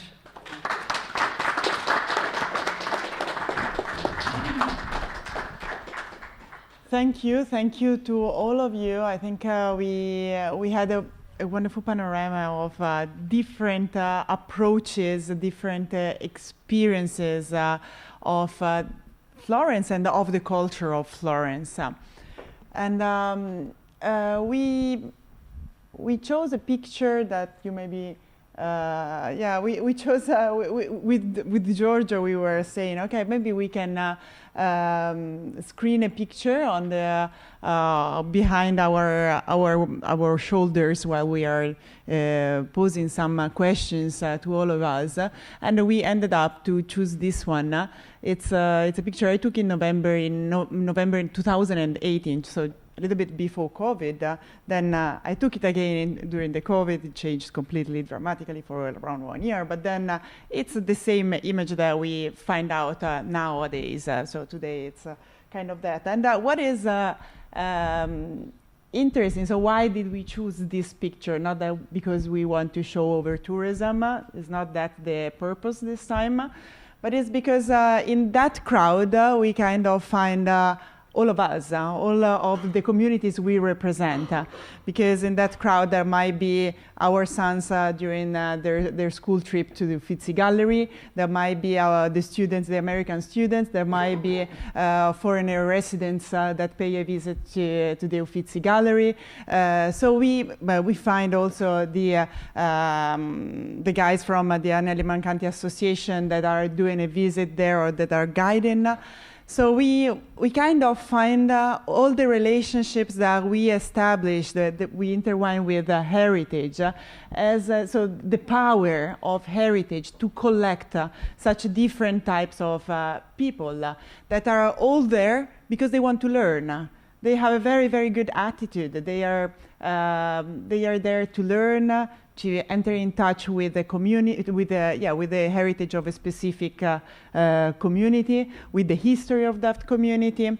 So the attitude is simply perfect to learn, to dialogue, to enter in touch with the others. So this is also a representation of what we are always saying, so heritage for intercultural dialogue, because they are all there, we are all there. And if we are allowed through specific tools that are created, these all actors might be encountering and dialoguing. So for this, in time, we created educational activities, a certification method. So we worked a lot on that during the last 30 years. And one of the topics, so we selected a couple of topics. We resumed them because of time issues. So we chose 2 topics to discuss on. So the first one is the topic of inclusivity and accessibility. So of course, the issue of inclusivity when we are talking about different communities that speak different languages, that come from very different backgrounds, that have different levels of education. It's an issue because how can you communicate the history of a place, the heritage of a place, and being sure that it's not just a very superficial information that is immediately lost. And the issue of accessibility, of course, the physical barriers are another very important issue that is very transversal to all the communities. So the question that we wanted to pose you is, in your opinion, how the city of Florence lacks in this term, in terms of accessibility and inclusivity. And if you have any particular examples to address and to point out. There's a, if you, as you wish. Yes, accessibility, I think, is a great challenge for Florence, because it's the structure of the city, the old city, and the museums are very old. Is now we do not have a new museum. We have old palaces and old street. But it's incredible because the last week I received from the Ministry of Culture all the World Heritage Site in Italy is a survey dedicated to accessibility. And now we have our idea is to involvement all the institutions. We have a steering committee in Florence dedicated to the World Heritage Site, and all these institutions to answer to a very strict question about accessibility. But yes, I think it's very important to have a good control of numbers of people. This image is the normal image in Florence. I am very impressed by the Cinque Terre, but Cinque Terre during the winter maybe is breath. We don't know breath. This number is always, and is forever. No, maybe forever not. And I think it's very important to have a different management of in particular for these attractive points. Uffizi, on the other place, is different engage of people, inside the museum and outside the museum. This is my opinion. My opinion is inside the management plan of Florence. And the other challenger, yes, I think is in our job is all of us is dedicated to a new approach, more inclusive. Is the different, for example, our work is not dedicated to this type of landmark.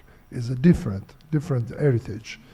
I think is a very great opportunity for inside the World Heritage world. I think in Florence, the idea to have a more attractiveness for the Medici and Villas Gardens is a World Heritage Site in 2013, but it's increased. There's a lack of visitors, a lack of people to involve in this heritage. Yes, I think is the idea of the accessibility now is for us is a priority, and the idea to have a different management of the use of the museum maybe. Thank you. Accessibility is an issue in a historic city like Florence, like it is anywhere else with historic buildings, as Carlo was saying. I worked a few years ago on a project, an independent project outside of the magazine, a website called Italy Accessible, and the lack of content that's available for high-spending individuals, Americans in particular, who are mobility impaired or visually impaired. They would happily come and experience Italy if we were able to provide the facilities required for that group of travelers. So it's certainly something that requires consideration. There are always ways of preparing cities for travelers with mobility and issues. So I think that's something that Italy needs to take into greater consideration and create the funding to encourage that sort of tourism. In terms of the future of Florence and this sort of image, I think we always have to remember that tourism goes in waves. We've seen that in our lifetime. Will Florence always be seeing these sort of numbers? Who knows? What I do think is required, and I say this as somebody who produces a magazine every month, is planning. We know that certain events take place every year in Italy, in Florence, in Tuscany. As a journalist, I often receive the information 2 weeks before. We know that there's going to be Christmas lights every year on the Ponte Vecchio, projected onto the facade of the Palazzo Vecchio. Tell everybody about that 6 months in advance, a year in advance, because that's where you improve the quality of travelers who come to our city.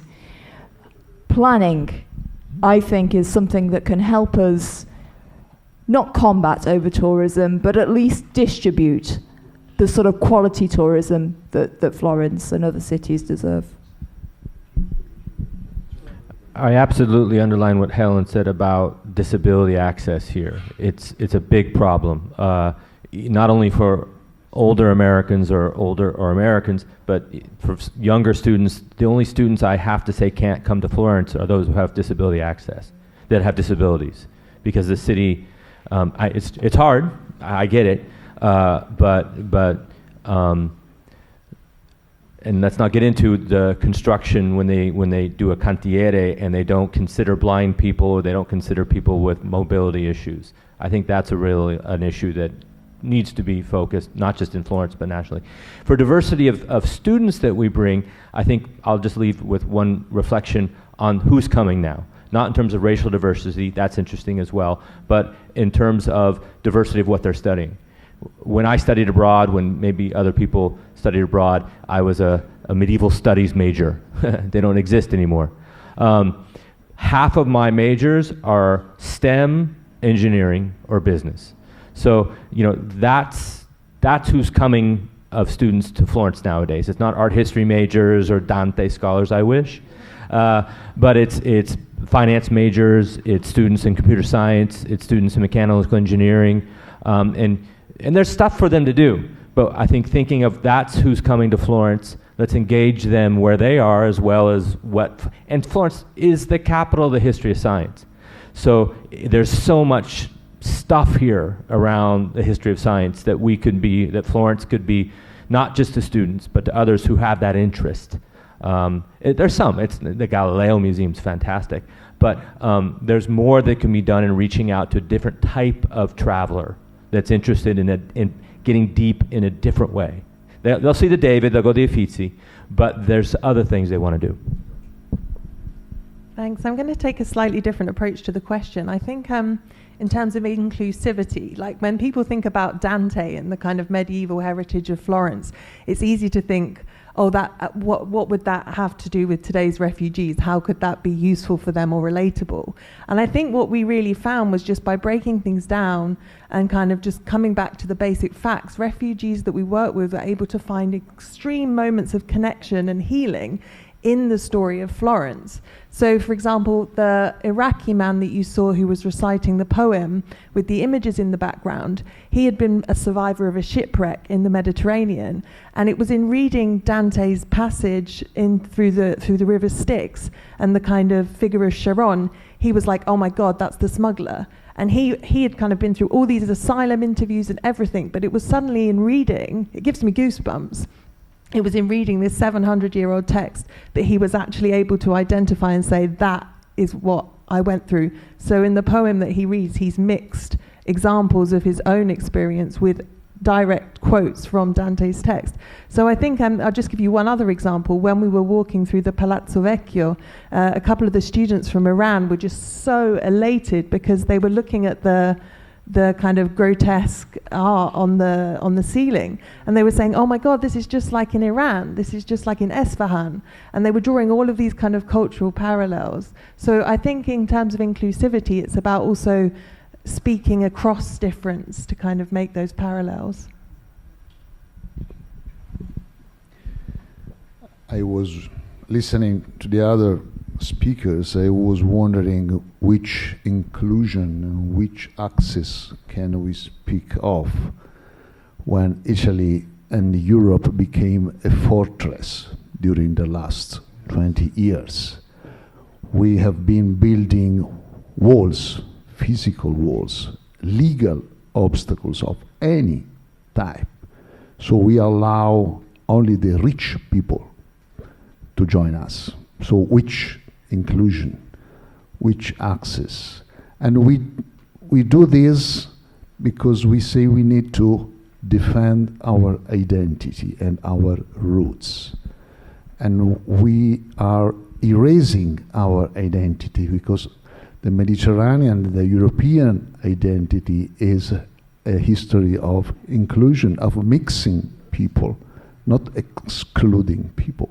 So really, I don't know which inclusion are we speaking about.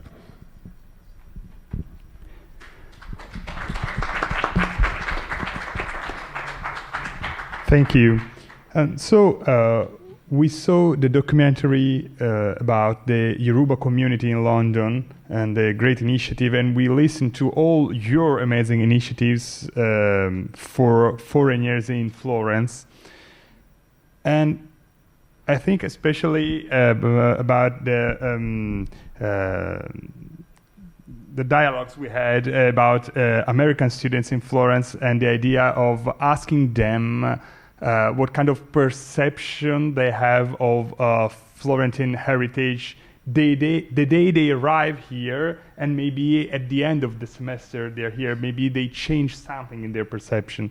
So now the other question is, what is the actual situation with Florentine heritage, the perception that foreigners have of the Florentine heritage?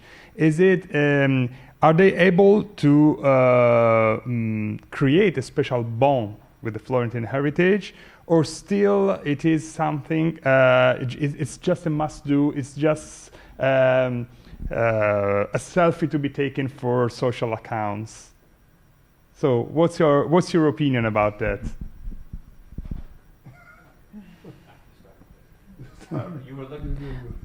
You were looking a lot at me because I represent the 40,000 young people who are on Instagram or whatever they're on now. Tuk, I don't even know.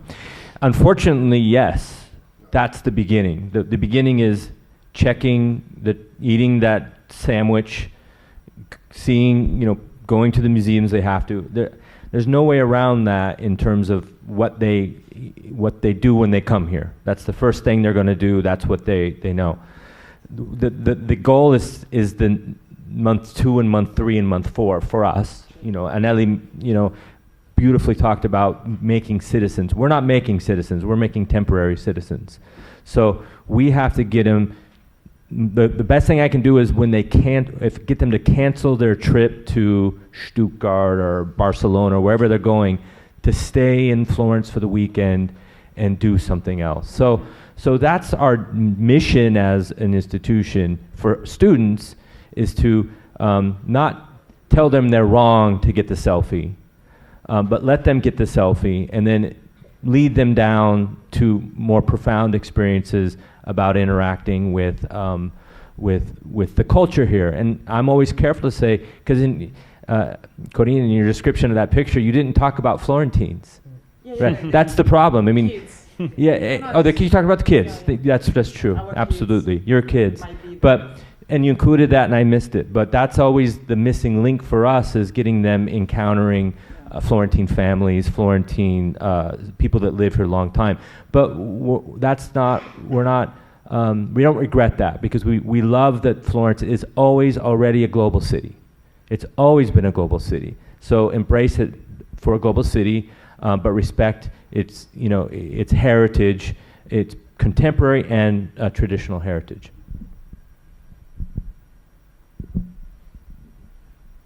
Anybody else? Yeah, you can't deny that there's this, need to post gelato on the Ponte Vecchio, to go to certain panino places and participate in that, food consumption on social media. We would be lying if we said that this didn't go on. And I think we also have to take responsibility. Us as a magazine, we have to take responsibility for the image that we portray and what we encourage people to do when they come to Florence. We have to give a little bit of that, but we also have to give a lot more, and a lot more depth and a lot more breadth. Something that always surprises me about readers of the Florentine is how much they know about this city, how deeply they read, how voracious their thirst for knowledge is about Florence. It's something that surprises the one Florentine we have on our staff, Leonardo Cardini. It's like, how did they know that? If we make a mistake, and journalists do regularly, unfortunately, make mistakes, we will be often corrected by our readership. And that shows their knowledge of this city and their hunger to know more. But there is this level of superficiality, and we're all responsible for it. I agree. No, only a quote about the tradition, the new tradition of the sunset in Piazzale Michelangelo. I look, Alberto, maybe in our times, when I was young, Piazzale Michelangelo is not a landmark for, yes, it's a landmark for the trip with the mothers or the other, with the cars and the other. But now is a new tradition by social media, because it's very important to have during the sunset in Piazzale is thousands of people. People is around and walk about the hill in Piazzale Michelangelo, and it's incredible because it's very close to Museo Bardini in Florence. Museo Bardini is totally desert. Yes, but is maybe is I think it's the idea to have more opportunity, more different choice, more influence about the media and the other. Choose. I hate. Sorry for your cover. I hate only the David of Michelangelo. It's always. It's incredible. It's incredible. It's the same. Imagine the Venus of Botticelli. Change our stories, our tale. Okay. Thank you very much. Okay, so thank you very much. And now we invite you all downstairs for the local tasting and also international tasting of foods from all the countries that are participating. So thank you and see you later.